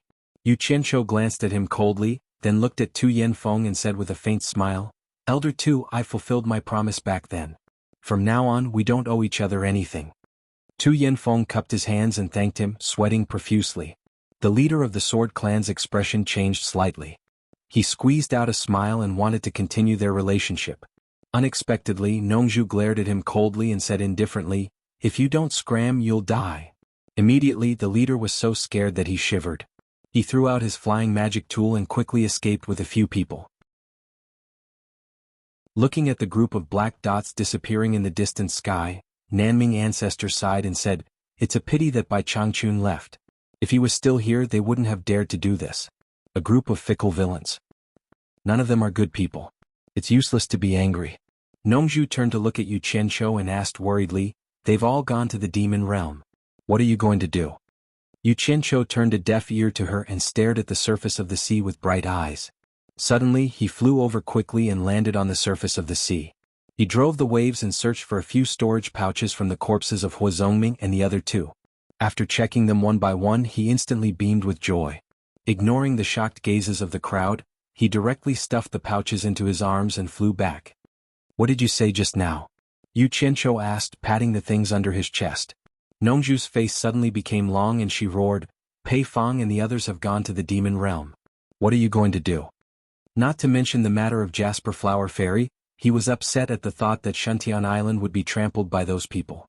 However, as the current punishment envoy, Yu Qianzhou was still greedy for petty gains.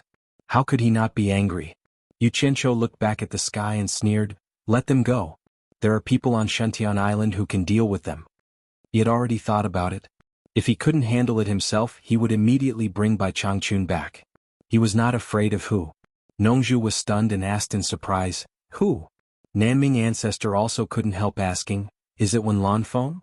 Yu Qianzhou's mouth curled up into a smirk and said, "Much more powerful than Wen Lanfeng." It turned out that he was already prepared. No wonder he was not in a hurry. Nongzhu and Nanming Ancestor looked at each other and asked at the same time, "Who is it?" "You will know when the time comes." I want to give them a surprise. Yu Qianzhou didn't want to be entangled in this topic. He tilted his head and winked at Nanming Ancestor saying, "Senior Nanming, is this how you treat your guests?" Nanming Ancestor was stunned and looked in the direction he was hinting at. He raised his hand and patted his forehead saying, my bad. I should have left our distinguished guest aside." He raised his hand and invited, "Jasper Flower Fairy, please come to the island and have a chat." Nongzhu's expression twitched and she stared at Nanming Ancestor with a twisted face. She was really worried that this old guy had some designs on Jasper Flower Fairy, as Yu Qianzhou had said. Although she didn't want to have anything to do with Jasper Flower Fairy now, she didn't want Nanming Ancestor to have any designs on her. Jasper Flower Fairy bowed to Nanming Ancestor and then put away the flying celestial device under her feet. They landed on the island. However, from the moment they landed, Jasper Flower Fairy's eyes were fixed on Nongzhu's face, while Nongzhu turned her head indifferently. When Patriarch Nanming saw this scene, he snickered. Yu Qianzhou slowly moved backward. Jasper Flower Fairy, with her beautiful hair in a bun, suddenly said, "Should I call you Mr. Nongzhu or Xiaoyao?" Nongzhu didn't look back. She snorted and said, "It doesn't matter what you call me. There is no need to call me anything." Jasper Flower Fairy gritted her teeth and said word by word, "You have been lying to me from the beginning." Nongzhu suddenly turned back and sneered, "This should be applied to you. At the very least, from the moment we met, I told you my real name and your name is fake. You didn't even give me a chance to find you again." Jasper Flower Fairy gnashed her teeth. Nongzhu sneered and said, "What's the point of talking about this now? Then give me back my purple dress." Jasper Flower Fairy suddenly shouted. Her voice was so sharp that it shocked Nanming Ancestor and Yu Qianzhou. She was a great beauty after all, but now she didn't care about her image at all. She seemed to be crazy. Huarui, who was at the side, knew the relationship between the two. But the other elder of the Moon Clan was dumbfounded. Although he heard something, he couldn't believe that the leader dared to shout at a soul formation cultivator. Nongzhu said coldly, "Purple dress? Who is Purple Dress? I don't know her. Go find someone you know. Don't come to me." You. Jasper Flower Fairy almost went crazy. She wanted to rush up and fight with Nongzhu. Luckily, Huarui held her back. Jasper Flower Fairy suddenly turned back and shouted, "Yu Qianzhou?" She wanted to ask Yu Qianzhou to come out and testify, but Yu Qianzhou didn't see her. Instead, he saw a figure jump into the sea, probably never to show up again. Who else could it be except Xianxia? When Jasper Flower Fairy mentioned purple dress, he felt something was wrong. He didn't want to get involved in the couple's fight. It was better to run away. Besides, he had something to do and it was not convenient for him to stay here. Jasper Flower Fairy was stunned. Then she turned back and loosened her teeth. She begged, "Mr. Nongzhu, please give me back my purple dress, please." Nongzhu snorted and said, "Purple dress will never go with you. Anyway, I won't let purple dress follow the Moon Clan disciples' fate of abandoning their husband and children. Let your women follow the rules of the Moon Clan. Don't drag purple dress into it.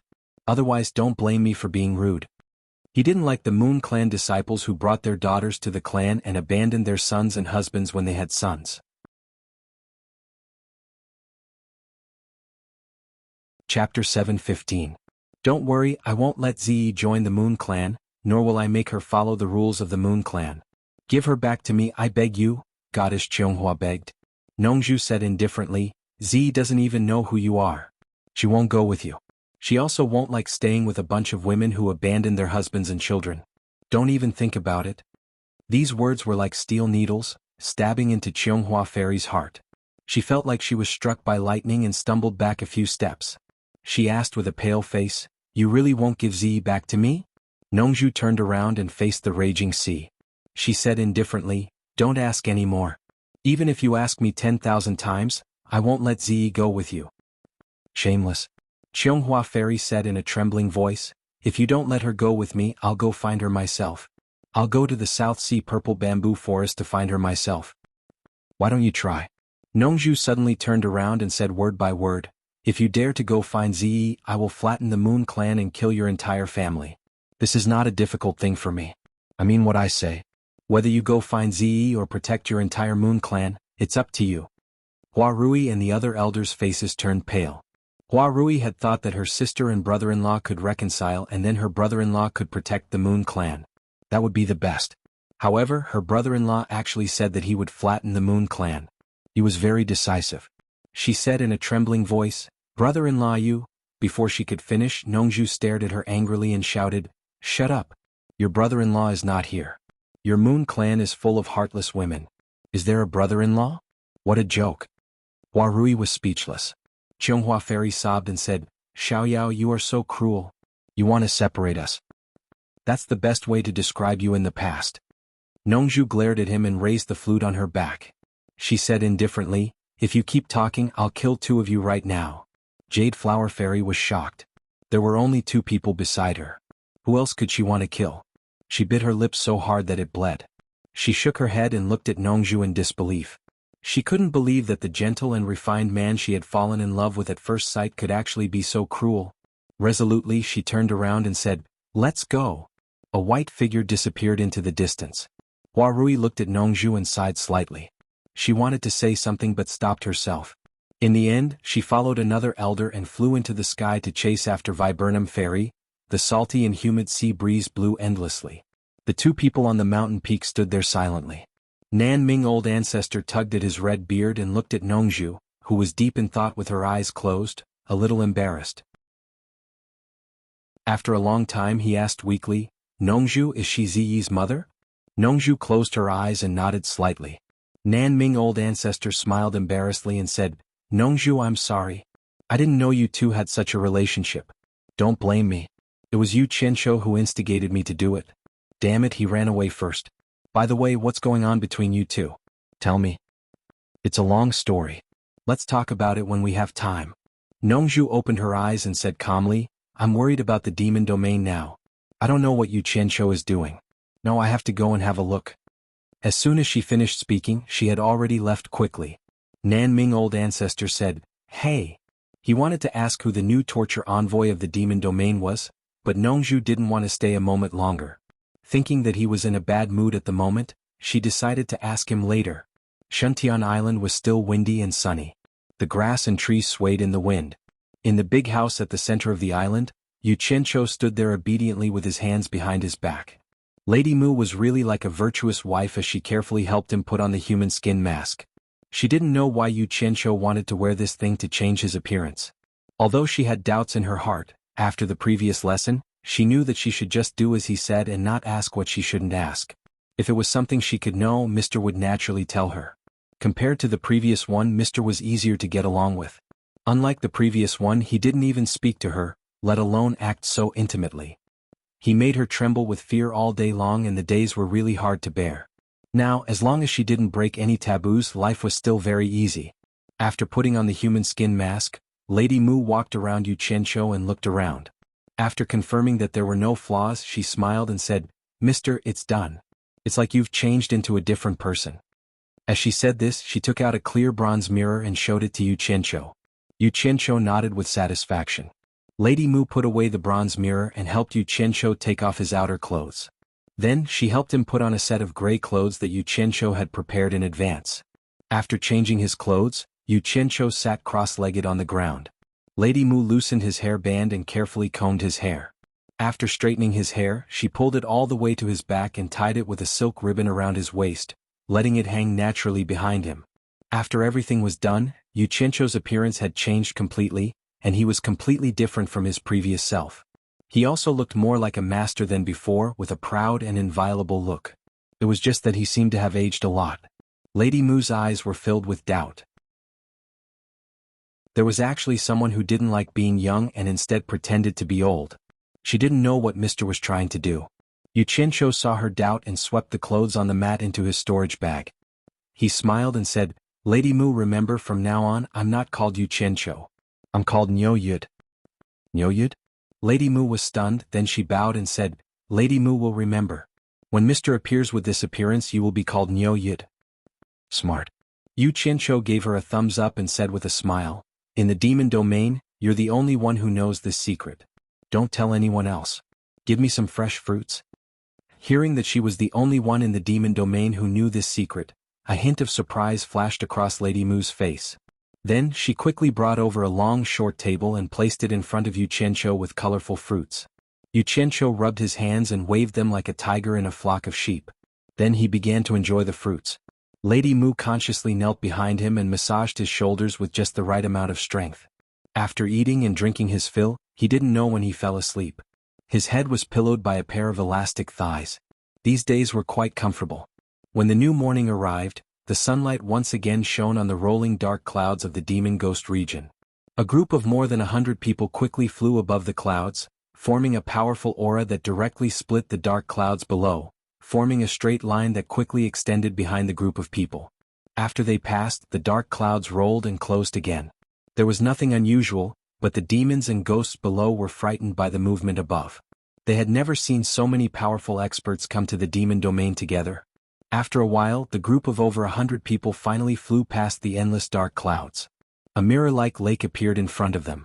It was so big that they couldn't see the edge. Everyone's expression became a little serious. They all knew that this was the famous 1,000-mile lake in the demon domain. The former #1 expert in the world lived on a small island in the middle of the lake. This used to be a forbidden area in the entire cultivation world. Few trespassers could survive. Now that everyone had come together, it was equivalent to breaking the rules here. They didn't know how the new master of Obedient Island would react. Everyone was a little nervous, mainly because they didn't know what kind of person the new torture master was. A black dot had already appeared on the surface of the lake far ahead. The 3 people who were flying at the front exchanged glances and gradually slowed down the speed of the people behind them. They had to restrain themselves before they found out who the new torturer was. Actually, with Pei Fong and the other two's cultivation, they should have arrived long ago. However, in order to come with everyone and increase their sense of security, they had to sacrifice their speed. Obedient Island was like a cat's eye, embedded in the blue and calm surface of the lake. It was quiet and secluded from the rest of the world. However, it was precisely this small island that caused the hundreds of people floating dozens of meters away from the island to feel great psychological pressure. Everyone looked at each other, but no one dared to land on the island first. Finally, everyone's gaze fell on Pei Fong. Pei Fong's expression twitched, but he had no choice. He had to take the lead. Even so, that island still had Bai Changchun's influence, so he didn't dare to trespass. He coughed and said loudly with his fat face shaking, "I heard that a new torture master has been appointed in the demon domain. The lords of the various countries are here to congratulate him." The voice echoed in the sky. While everyone was concentrating on the big house in the center of the island, They heard someone murmuring inside, "Miss Mu, didn't Bai Changchun say that there are rules in the demon ghost territory? Anyone who trespasses can be killed without mercy. Can I go out and kill a few now?" Although the voice wasn't loud, everyone heard it clearly with their cultivation and they were all shocked. Then a woman's voice came from inside, "Sir, it's not good for you to kill people right after taking over." There was a woman on Obedient Island? Everyone looked at each other. They didn't know that Miss Mu was on Obedient Island. Damn it. Who's outside? Why are you making so much noise so early in the morning? Can't you let me sleep? A loud curse came from inside the house, and then a majestic and terrifying aura surged out of the house, as if it wanted to devour the whole world. In an instant, it shrouded the hundreds of people in the air dozens of meters away. A series of extreme negative emotions such as indifference, despair, and death intertwined to form a terrifying aura. Even the lords of the various countries, including Pei Fong, couldn't help but shiver. They all moved to resist it before they felt better. Everyone's pupils shrank and a look of horror appeared on their faces. Oh my God! Is such a terrifying aura still human? Chapter 7:16. Before seeing him, his aura had already seized the opportunity. Everyone became nervous. From the tone of this person's voice, he did not seem to be a kind person. Pei Fong, Qi Jiujuan, and Ouyang De looked at each other speechlessly. They did not know where Bai Changchun had found such a powerful person to take over as the torture envoy. In any case, it was definitely not Wen Lanfeng because the aura this person exuded was not Wen Lanfeng's aura at all. At this moment, the terrifying aura suddenly and quickly retracted into the house below. Everyone's eyes immediately focused on the door of the big house in the center of the island. They saw a man in gray walking out with his hands behind his back. He squinted at the group of people above and asked indifferently, "Who was shouting here just now?" Judging from the voice, it was the person who had just cursed in the house. Everyone's first reaction was to check this person's cultivation level, but no one could see through it. Therefore, everyone's eyes focused on Pei Fong and the other two, hoping to find some clues from their expressions. However, the three of them were also completely speechless. Everyone was immediately shocked. To be able to make Pei Fong and the other two speechless, this person's cultivation level was obviously higher than theirs. The newly appointed torture master of the demon realm was actually another unfathomable peerless master. How could they live? But who was this person? Why had they never seen him before? Everyone was speechless, their hearts pounding in fear. Yu Qianzhou glanced at everyone expressionlessly and said aggressively, "Are you all mute? Or do you think I'm easier to bully than Bai Changchun?" The gloomy and terrifying aura began to spread from his body again, and it was even more intense, giving people a feeling that he was about to fight. "Niu Yid, he's Niu Yid," someone suddenly said hoarsely in the air. It was none other than the lord of the Purple Spike Kingdom, Xuanhuan Taiping. Although the lords present all knew of Niu Yid, none of them had seen him. Even when they were close to each other in the cornucopia, Niu Yid rarely came out, so no one had seen him. Only Xuanhuan Taiping's disciple, Yulan, had been with Niu Yid for a long time and had reported Niu Yid's general appearance. After seeing this person's appearance, coupled with Niu Yid's signature terrifying aura, he immediately determined that this person was Niu Yid. Most of them had heard about Niu Yid's terrifying aura, and after Xuanhuan Taiping's reminder, they suddenly realized what was going on, and they were even more shocked. If it was before, they would not have been afraid of him, even if Pei Fong, Ouyang De, and Qi Jiujuan gathered together. Unfortunately, before Yin Baikong died, he mentioned that Niu Yid was from the immortal world. The group wanted to cry but had no tears. This Bai Changchun was too ruthless. Not only did he not want to be the torturer, but he even dragged someone from the celestial world to take over his position. That was too awesome. This fellow was not much better than Bai Changchun. He had the nickname of Ruthless Judge. Just by listening to his nickname, one could tell that he was not a soft-hearted person. Yu Qianzhou was confused. He pointed at Xuanhuan Taiping and said, "Who's that? How do you know me? I don't think I've ever seen you before." Xuanhuan Taiping awkwardly cupped his fist and said with an apologetic smile, "My disciple Yolandu has served you for some time." "So you're Yolanda's master." Yu Qianzhou nodded in understanding as if he knew Yolandu. Pei Fong, who was trying his best to shrink his body to make himself less conspicuous, immediately cupped his fist and said with a smile, "So it's Senior Niu who has taken over the position of the demon realm torturer. This is the blessing of the cultivation world. We've come to congratulate you. I hope we didn't disturb you." Yu Qianzhou's gaze swept over. He raised his eyebrows and said, "Damn fatty, I can tell that you're the one who was yelling just now. A mere late-stage soul formation cultivator dares to come here and yell? I think you must be tired of living." His words were filled with a murderous aura. Pei Fong was so scared that his heart was trembling. He wanted to cry but no tears came out. When did I yell? I was just greeting him politely. Don't be unreasonable just because you have a higher cultivation, okay? However, he could only keep his words to himself. The other party was so unreasonable. If he said it out loud, he would really be tired of living. Hence, he tried his best to put on an amiable smile and waved his hands. "Senior Nyo, you've misunderstood us. We're only here to congratulate you on becoming the torturer. We really didn't yell. Perhaps I was too excited to see you just now, so I spoke a little too loudly and disturbed your peace. Please forgive me, Senior." No wonder this damn fatty could live until now. He was really flexible and shameless. Xianxia glared at him and said indifferently, "I've misunderstood? Is there something wrong with my ears?" No. Pei Fong waved his hands repeatedly. "Senior, you have an immortal body. How could there be something wrong with your ears? I was born with a loud voice. Please forgive me, Senior." Many people looked at Pei Fong with sympathy and pity. This guy had always been reasonable when he met the strong. He had always been unreasonable when he met the weak. Now he was the one getting his comeuppance. Hearing him say that, Xianxia's expression softened. He snorted and said, "I knew it. People always praise me for being wise and powerful. How could I have misunderstood them?" Everyone was speechless. This Nyoyud was a fool who liked to listen to flattery. Pei Fong's eyes brightened and the fat on his face trembled. He gestured with his hands and feet as he said passionately, "Senior is not only wise and mighty, you are also a jade tree in the wind, a peerless genius that surpasses the ancients and dazzles the contemporaries." Before he could finish flattering Nyoyud, he could not continue.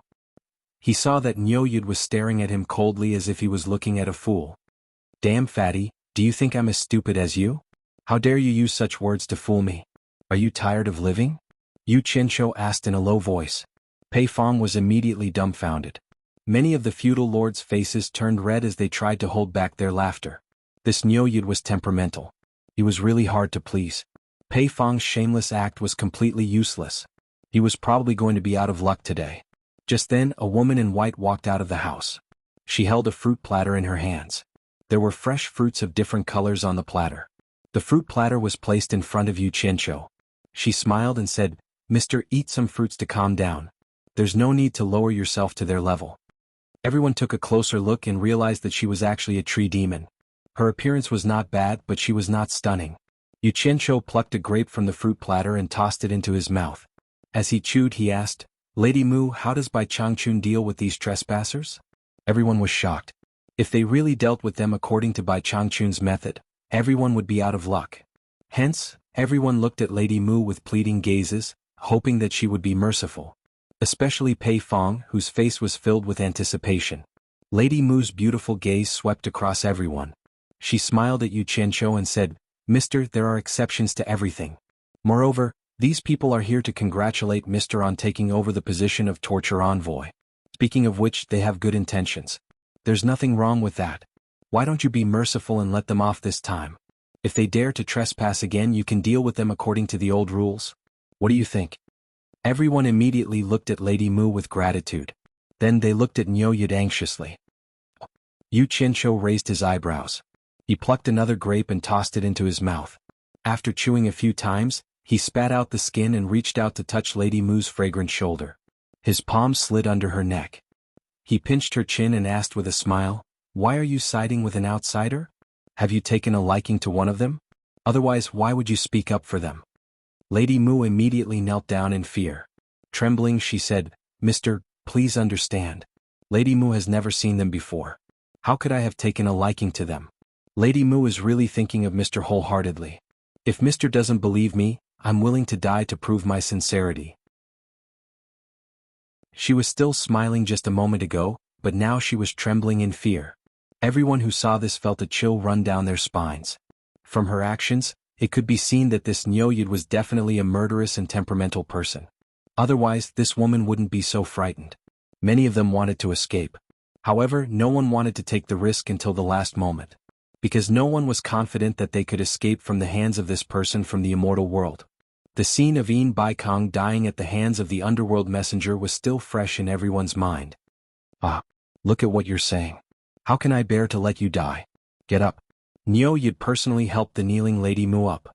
Then he tilted his head to look at the crowd and said indifferently, "Today, for the sake of my maidservant, I'll let you off. However, if anyone dares to barge in again, it means that they don't respect me. When that time comes, it'll be useless no matter who begs for mercy." "We don't dare, we don't dare," everyone replied timidly. They finally heaved a sigh of relief. It seemed that they had passed today. Speaking of which, they really had to thank this tree demon called Lady Mu. Unexpectedly, Niu Yid snorted coldly again and said, "But rules are rules. You have to pay the price for breaking them. Otherwise, how can I maintain my prestige as a torture envoy?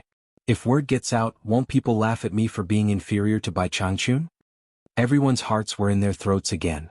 They didn't know what price he wanted them to pay. They stared nervously at Niu Yid, who lowered his head and pondered. "How about this?" Yu Qianqiu suddenly raised his head and looked at the crowd. He said sinisterly, "According to the number of people, each of you will pay 200 million upper-grade spirit stones. Those who pay can scram. Those who don't, leave your life behind." Then he said to Lady Mu, "Since you've pleaded for mercy for them, you'll be the one to collect the money.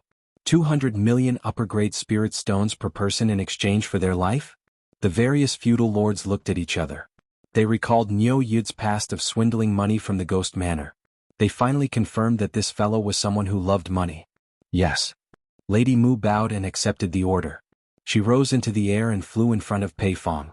She looked at Pei Fong without saying anything. It was as if she was telling him to do as he saw fit. The fat on Pei Fong's face twitched. 200 million upper-grade spirit stones was too much. However, when he saw Niu Yid staring at him coldly from below, a chill ran down his spine. He immediately squeezed out a smile and took out a storage bag. He offered it with both hands and said, "Thank you, miss. Here are 200 million upper-grade spirit stones. Please take a look."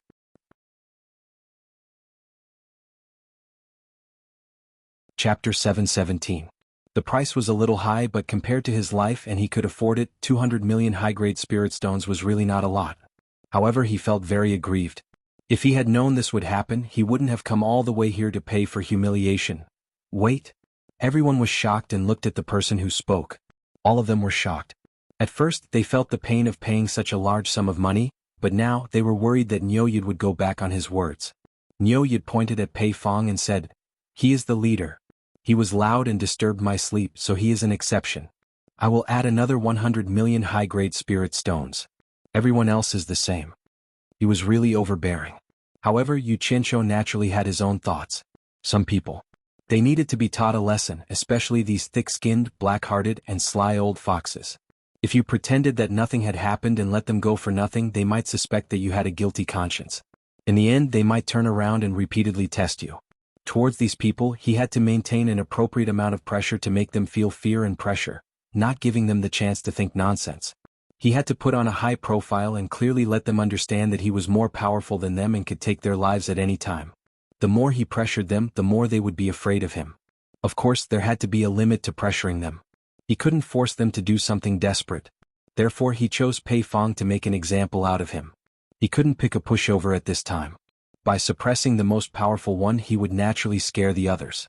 As for why he wanted each of them to take out 200 million high-grade spirit stones, it was because when Yu Qianqiu was on Xianxia Island, he found close to 800 million high-grade spirit stones in the storage bags of Hua Zongming and the other two. It seemed that Hua Zongming and the others weren't the most powerful among the feudal lords. If they could carry so much money with them, these people definitely couldn't be any worse. Yu Qianqiu did an average calculation and estimated that each of them could take out 200 million. After all, these people were not ordinary cultivators but local moneybags. Although a mere 1 or 200 million was a huge amount, it was not enough to hurt these local moneybags. Therefore, they should be willing to take out their money to save their lives. When Pei Fong heard that he wanted to add another 100 million, his expression became complicated. No matter how rich he was, it wasn't easy money that he picked up from the streets. Asking him to take out another 100 million just like that would be painful. After all, it wasn't 1 or 2 million but 100 million. People were different. Pei Fong was Pei Fong, not Yin Baikong. If it was Yin Baikong, he would probably take the initiative to give another 100 million, and he would even find an opportunity to send more money in the future. He wasn't afraid of Niu Yid asking, he was afraid that Niu Yid wouldn't accept. Seeing him hesitate, Lady Mu turned to look at Yu Qianqiu. Yu Qianqiu raised his eyebrows and said expressionlessly, "Damn fatty, you're not willing?" Pei Fong was startled and smiled awkwardly, I'm willing. Very quickly he took out another storage pouch and offered it with both hands. He really refused a toast only to be forced to drink a forfeit. After Lady Mu finished counting, she went to Qi Jiujuan who was standing beside him. Qi Jiujuan silently took out a storage pouch. Therefore it was Ouyangda's turn again. These three standing at the front were naturally the unluckiest. They set an example for the people behind them and took out their money. Yu Qianqiu was secretly delighted. This was a huge amount of wealth. However, on the surface he said expressionlessly, "Those who paid, scram. Don't wait for me to change my mind and regret it." Needless to say, these three late-stage soul formation cultivators didn't want to stay here anymore. Pei Fong smiled with his bleeding face, cupped his hands and said, "It's my honor to be able to meet Senior Niu today. We will take our leave now. Before you leave, listen carefully. From now on, I will take over by Changchun's matters. If anyone violates the old rules, they won't be as easy to talk to as they did today."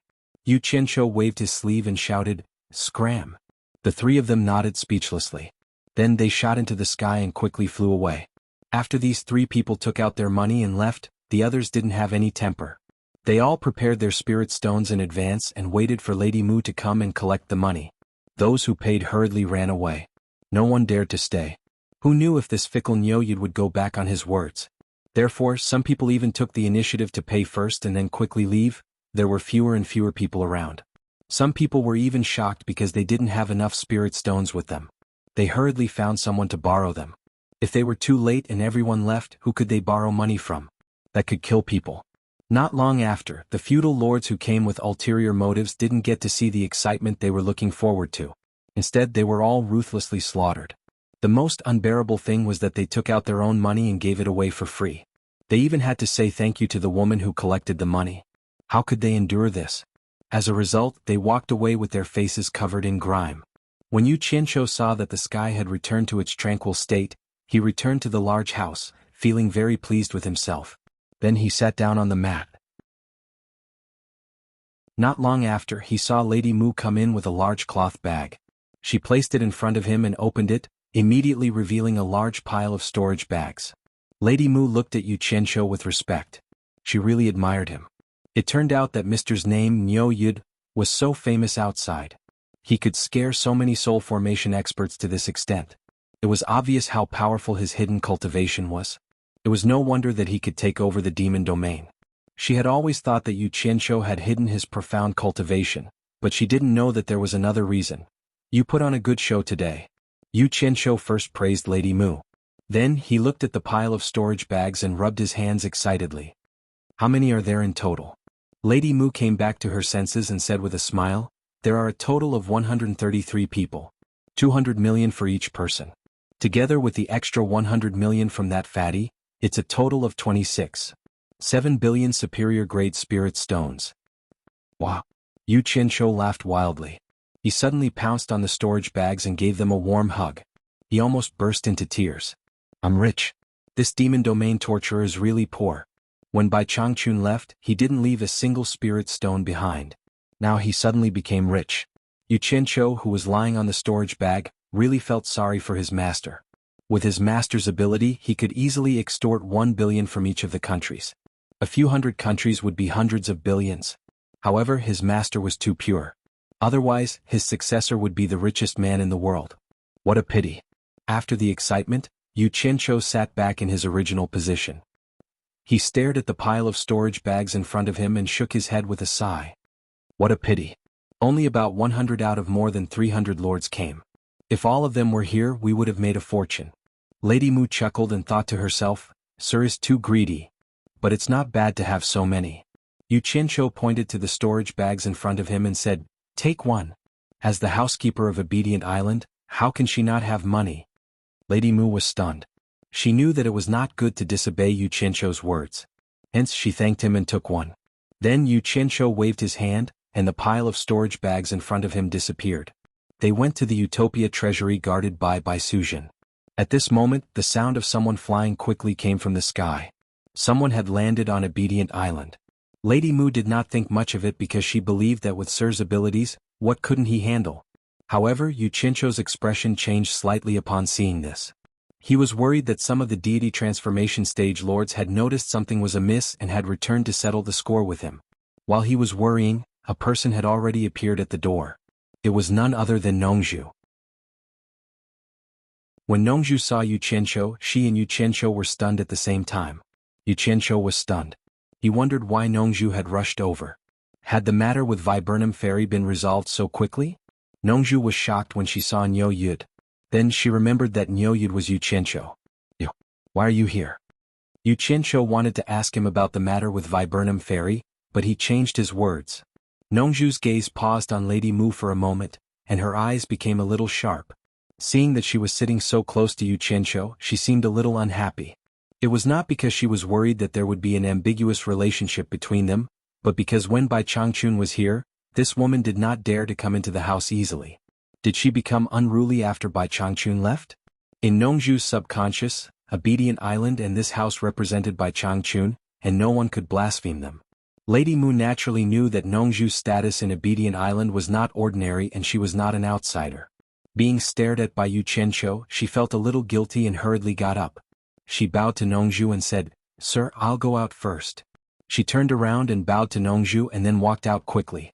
Nongzhu looked back coldly and then stared at Xianxia and snorted, "Don't lose the dignity of the torture envoy of the demon ghost region." Xianxia waved his hand disapprovingly and said, "I don't have the ability to maintain my dignity. Why don't I pass the position of torture envoy to you now?" "Don't talk nonsense here." Nongzhu sat next to him angrily. Looking around at the quiet surroundings, she asked suspiciously, "Where are Pei Fong and the others? Didn't they come?" "They came. I just drove them away not long ago," Xianxia said proudly. "You drove them away? Don't talk nonsense." Nongzhu suddenly came to her senses. She pointed at Xianxia's face and said, "You scared them away with the identity of Niu Yud? How could this work?" "It doesn't matter what method I used. As long as it can solve the problem, it's a good method," Xianxia said proudly. He decided to keep the matter of making a fortune a secret for the time being. Otherwise he was afraid that this old man would blackmail him. Nongzhu thought for a while and nodded slowly, saying, "It seems that I worried too much. But this is also good. After the news that Niu Yud has taken over the demon ghost region is spread, at least for a period of time, no one dares to disturb the demon ghost region. I can also make use of this time to seize the opportunity." Hearing this, Xianxia asked curiously, "Seize the opportunity for what?" Nongzhu was silent for a while and said, "I'm going to do closed-door training for a period of time."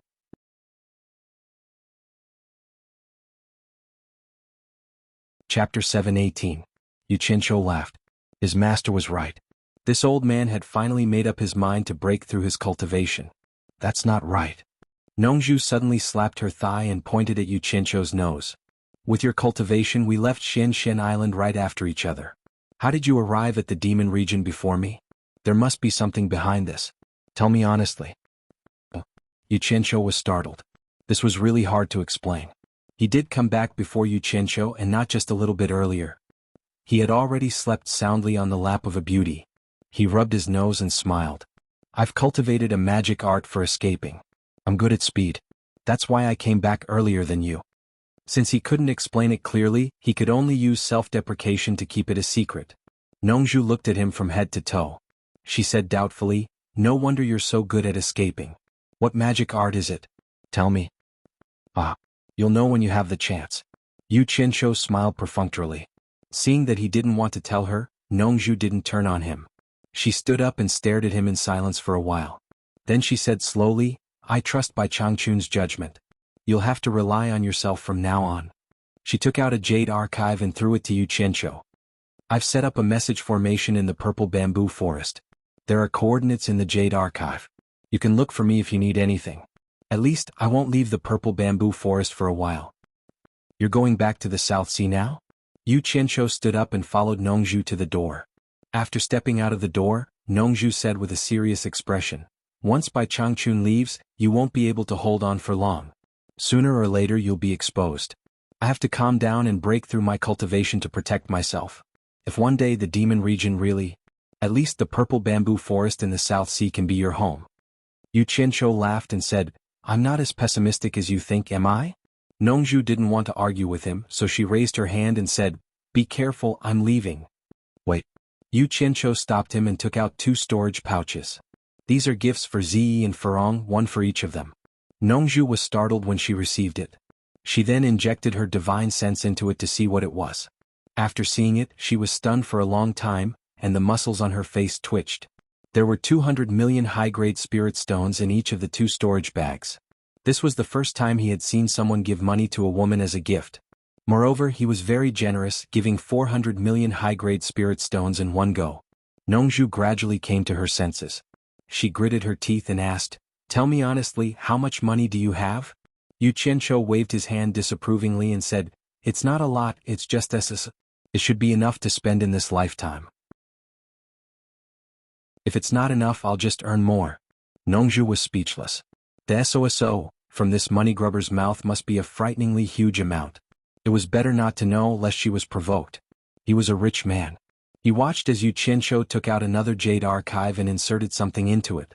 Then he took out 2 porcelain bottles and handed them to Miao Yi, saying, One of the bottles contains the limit-breaking pill, and the other contains the 7 treasures pill. There's a method to use it in this jade archive. Help me bring it to Furong. It can help her raise her cultivation level to the early stage of tribulation passing. Nongzhu took it and asked suspiciously, Didn't you say that this thing can poison people to death? Why did you give it to Furong? Although he knew that Yu Qianzhou wouldn't harm Furong, he still had doubts and couldn't help asking. There are real and fake pills. Yu Qianzhou explained weakly. Nongzhu suddenly became furious and said, How dare you sell fake pills to harm people? Yu Qianzhou rolled his eyes and said, Which eye of yours saw me sell fake pills? You can't talk nonsense. You go. Nongzhu was so angry that she flung her sleeve and flew away. Looking at the black dot disappearing into the horizon, Yu Qianzhou shook his head and smiled bitterly. Then he frowned and continued strolling. A cool breeze caressed his face and the grass was fragrant. Before he knew it, he had arrived at the edge of the 1,000 Miles Lake. Looking at the sparkling surface of the lake, he couldn't help but be startled. His eyes turned and no one knew what he was thinking. Without hesitation he jumped into the lake. What? Water splashed on the surface of the lake, creating ripples. His figure disappeared from the surface of the lake. Under the water, Yu Qianzhou occasionally spat out a string of bubbles from the corner of his mouth. He dived head first into the bottom of the lake. The water was clear and schools of fish could be seen swimming in the lake. Some of the bolder fishes even ran over to play around him as he dived, diving down with him. After diving for nearly 100 meters, the light in the water gradually weakened, and it became dark in front of him. The water pressure was getting stronger and stronger. The fish following him didn't seem to be deep water fish. They all swung their tails and swam back upstream. Yu Qianzhou also felt a little uncomfortable. He pointed his finger downward and began to use the water formula. The surrounding water quickly separated, and his whole body seemed to be wrapped in a bubble, sinking rapidly. The surroundings became darker and darker, so dark that not a single ray of light could be seen. The surroundings were extremely quiet, giving people a terrifying sense of oppression. Yu Qianzhou himself didn't know how deep he had dived. He estimated that it was about 1,000 meters. He felt that using the water formula to repel the water pressure was also getting stronger and stronger. The huge pressure around him kept squeezing, and he gradually felt that he couldn't bear it. It was obvious that with his current cultivation, it would be difficult for him to withstand too much pressure when using the water art. Fortunately, the water formula was miraculous. It could strip the oxygen contained in the water for him to breathe. Otherwise, it would be even more uncomfortable. Just as he was hesitating whether to give up, a faint white light appeared below him. Yu Qianzhou's eyes lit up. It seemed that he was not far from the target he wanted to check out. He gritted his teeth, endured the pressure and dived deeper. The light below grew bigger and bigger, but his face was also flushed red. The pressure was too great and he couldn't bear it. But he still persisted. When he started to feel dizzy, Yu Qianzhou didn't dare to go any further. Looking down, the target was only about 100 meters away from him. Unfortunately, the pressure was too great and he couldn't get close at all. This was also because he could use the water formula to repel the water.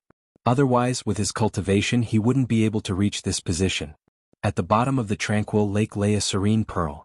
Under the backdrop of the darkness, It emitted a gentle white light, illuminating the surrounding topography of the lake. There were rare deep-water fishes leisurely swimming around. Rather than calling it a pearl, it was more like an upside-down bowl. It was white and smooth like jade, but in reality, it was just a light barrier. This light barrier at the bottom of the lake was at least a few hundred meters wide and 100 meters tall. It was in a semicircular arc. From the surrounding topography, it could be seen that this place was originally a valley. The surrounding shadows rose and fell like a mountain range. Not far away there was a tall, round pillar-like mountain. Xianxia looked up the pillar-like mountain and was immediately shocked. Judging from the direction, this should be the lowest base of Obedient Island. He felt that it was a little strange. Most mountains were cone-shaped. How could a mountain grow like this? The circumference of the top and bottom was about the same, and it was as straight as a pillar. Furthermore, this height wasn't low. It was at least 2 kilometers, right? Such a scene couldn't help but make people think of the wooden fish and the wooden mallet used to strike it. The light barrier was like a wooden fish, and the pillar supporting Obedient Island was like the wooden mallet used to strike it. How could there be such a strange topography? Xianxia was puzzled no matter how he thought about it. After hesitating for a while, Xianxia felt like his ears were ringing and the dizziness was getting stronger. The distance between him and the water had already shrunk to less than half a foot. If he stayed any longer, he would be in danger. Xianxia looked down at the light barrier and shook his head in pity. According to Bai Changchun, the entrance to the demon realm was sealed by the immortal emperor and the underworld king, and the light barrier was a seal that the myriad swords demon monarch added later on. In other words, the entrance to the demon realm was sealed by 2 seals. Even with Bai Changchun's cultivation, he couldn't break through the outer layer of the myriad swords demon monarch's seal. Xianxia originally wanted to see if he could go in, but he didn't expect that even approaching would be difficult.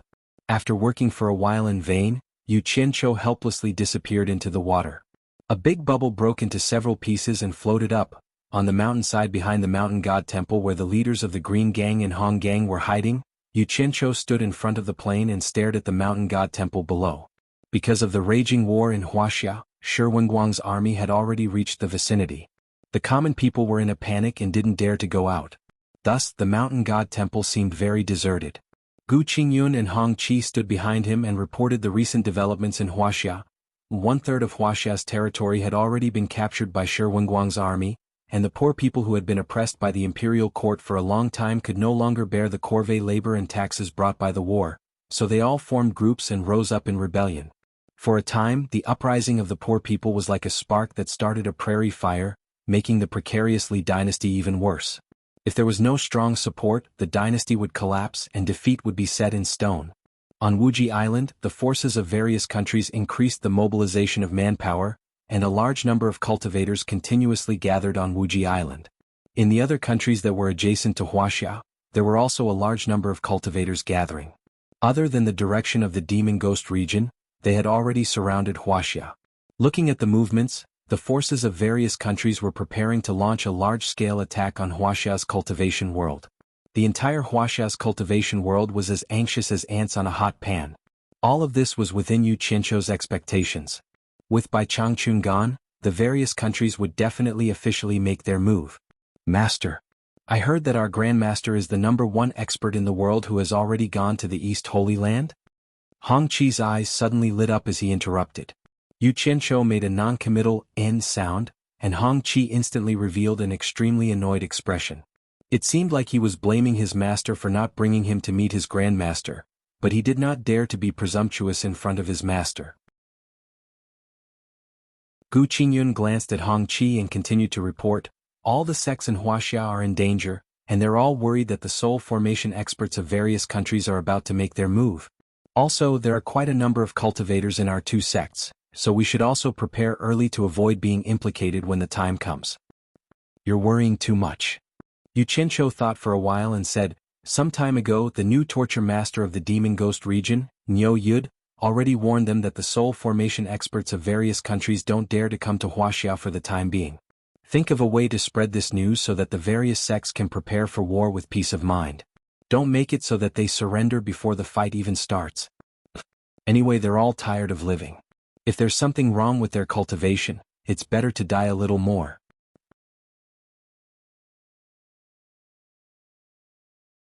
Chapter 719. Gu Qingyun and Hong Qi looked at each other. Then Yu Qianshou continued, if they fight, as long as they don't provoke you, don't get involved. Anyway, your subordinates are all wandering itinerant cultivators. They don't have a fixed territory and are just making a living in the cracks. No matter who wins, you won't get any benefits. So, don't be used by them. Who cares who wins or loses? Continue being bandits. Yes, there's nothing bad about being a bandit. Freedom. You don't have to listen to others and you'll still have food to eat. The two of them looked at each other speechlessly again. Gu Qingyun coughed and said, Boss, the 10,000 demons and moon sect seem to be sending people to look for you. Let them look for them. Yu Qianshou didn't think much of it. I promised to help them deal with the soul formation experts who came to bully us. But the soul formation experts haven't attacked us yet. What's the point of looking for them? I can't be bothered with them. After giving instructions to the two of them, Yu Qianshou returned to Utopia directly. He stood alone in a remote area and closed his eyes in deep thought. After a long time, he opened his eyes with a puzzled look, and his brows furrowed into a deep furrow. There was something that worried him. He didn't know what was going on with Bai Changchun in the East Holy Land. He searched for Bai Changchun's location in the East Holy Land several times, but he actually stopped at the same place and didn't move at all. He didn't know if it was because of the special environment in the East Holy Land or because Bai Changchun was trapped. Either situation was easy to explain. He was just afraid that Bai Changchun had met with an accident and died. His worried gaze gradually became determined. He decided to take the risk and go to the East Holy Land to see what was going on with Bai Changchun. Otherwise, how could a living person not move for a long time? It couldn't be that he went to the East Holy Land to meditate, right? That was too nonsensical. Taking a deep breath, Zhang Xian disappeared from the spot. When he reappeared, Yu Qianshou quickly looked around vigilantly. If something was wrong, he would immediately flash back. However, what he saw and heard in front of his eyes left him in shock. The sun was shining brightly in front of him, and the salty sea breeze was blowing gently. Waves were crashing against the shore in front of him, and the tide was rising on the white beach beside him. All of this indicated that he was standing by the seaside. Not far behind him, there were even some cacti that were as tall as a human growing on the slope. Carefully observing his surroundings, Yu Qianshou became more and more confused the more he looked. He scratched his head in puzzlement. Could this be the legendary Holy East Land that was said to be extremely dangerous? The sea view is not bad. His gaze suddenly landed on an island in the distance. The more he looked at it, the more familiar it seemed. No matter how he looked at it, it looked like old ancestor Nanming's Xianxian Island. Holy East Lands? Xianxian Island? When Yu Qianshou came to his senses, he was stunned. Could this be the Eastern Holy Land opposite Xianxian Island? After observing for a long time, he finally confirmed that he was standing in the Eastern Holy Land opposite Xianxian Island. It was probably because of the formation that sealed the Eastern Holy Land. When looking from Xianxian Island, it was a vast expanse of whiteness, but when looking from the inside it was as clear as day. This was similar to the defensive formations used by some cultivation sections. However, the strange thing was that he did not see Bai Changchun nearby, but he could clearly sense that the silver ball he had given him was here. Otherwise, he would not have been able to teleport here. In order to accurately lock onto the location of the silver ball, Yu Qianshou returned to Utopia once again. In the blink of an eye, he appeared where he had disappeared, but this time he was 2 meters away from his original position. Yu Qianshou stared at the white beach under his feet in a daze. His expression became abnormally terrified, and in the blink of an eye, he saw large droplets of tears flowing down his face. He suddenly cried out in grief, "Master! Who did this to you?" He immediately knelt on the ground and began to frantically dig the sand. After digging more than a meter deep, he dug out a storage bag from the hole. He continued to dig with all his might, but he could not find anything. After a while, he sat down weakly in the 2-meter deep hole, hugging the storage bag as tears flowed down his face silently. He did not know what kind of expert Bai Changchun had encountered, to the point where even his corpse could not be found. If there had not been an accident, with Bai Changchun's cultivation, how could he have lost his belongings like a 3-year-old child? After feeling sad for a while, he wiped away his tears and rummaged through the storage bag. He wanted to see if his master, the world's #1 expert, had left behind any valuable inheritance. This was what he thought. After all, the dead had passed away, and the living had to continue living well. If the dead could leave behind any treasures for the living, it would also be a form of comfort for the living. However, he was greatly disappointed to find that his master was as poor as ever. He only poured out the 10 or so small silver balls and a jade archive that he had given him. He did not expect the world's #1 expert to die so cleanly. However, when he saw the jade archive, his eyes lit up again. He guessed that the jade archive contained some kind of peerless cultivation method. Even if it was by Changchun's own cultivation method, it would be enough for him to live comfortably for the rest of his life. Yu Qianzhou was stunned. There was indeed something recorded in the jade archive, but it was not a cultivation method. Instead, it was a message that Bai Changchun had left for him. Yu Qianzhou, my disciple, snow, rain, wind, and frost have lasted for 2,000 years. The great Tao is long and I walk alone. Carefree and without fear, clad in a green robe, I set foot in the East Pole. Yu Qianzhou was stunned for a moment before he reacted. He immediately cursed in exasperation. F***ck. Old man, you're so ruthless. Why are you walking alone? If I run into any trouble, I'll still need your help. He put away the items and leaped out of the 2-meter-deep sand hole.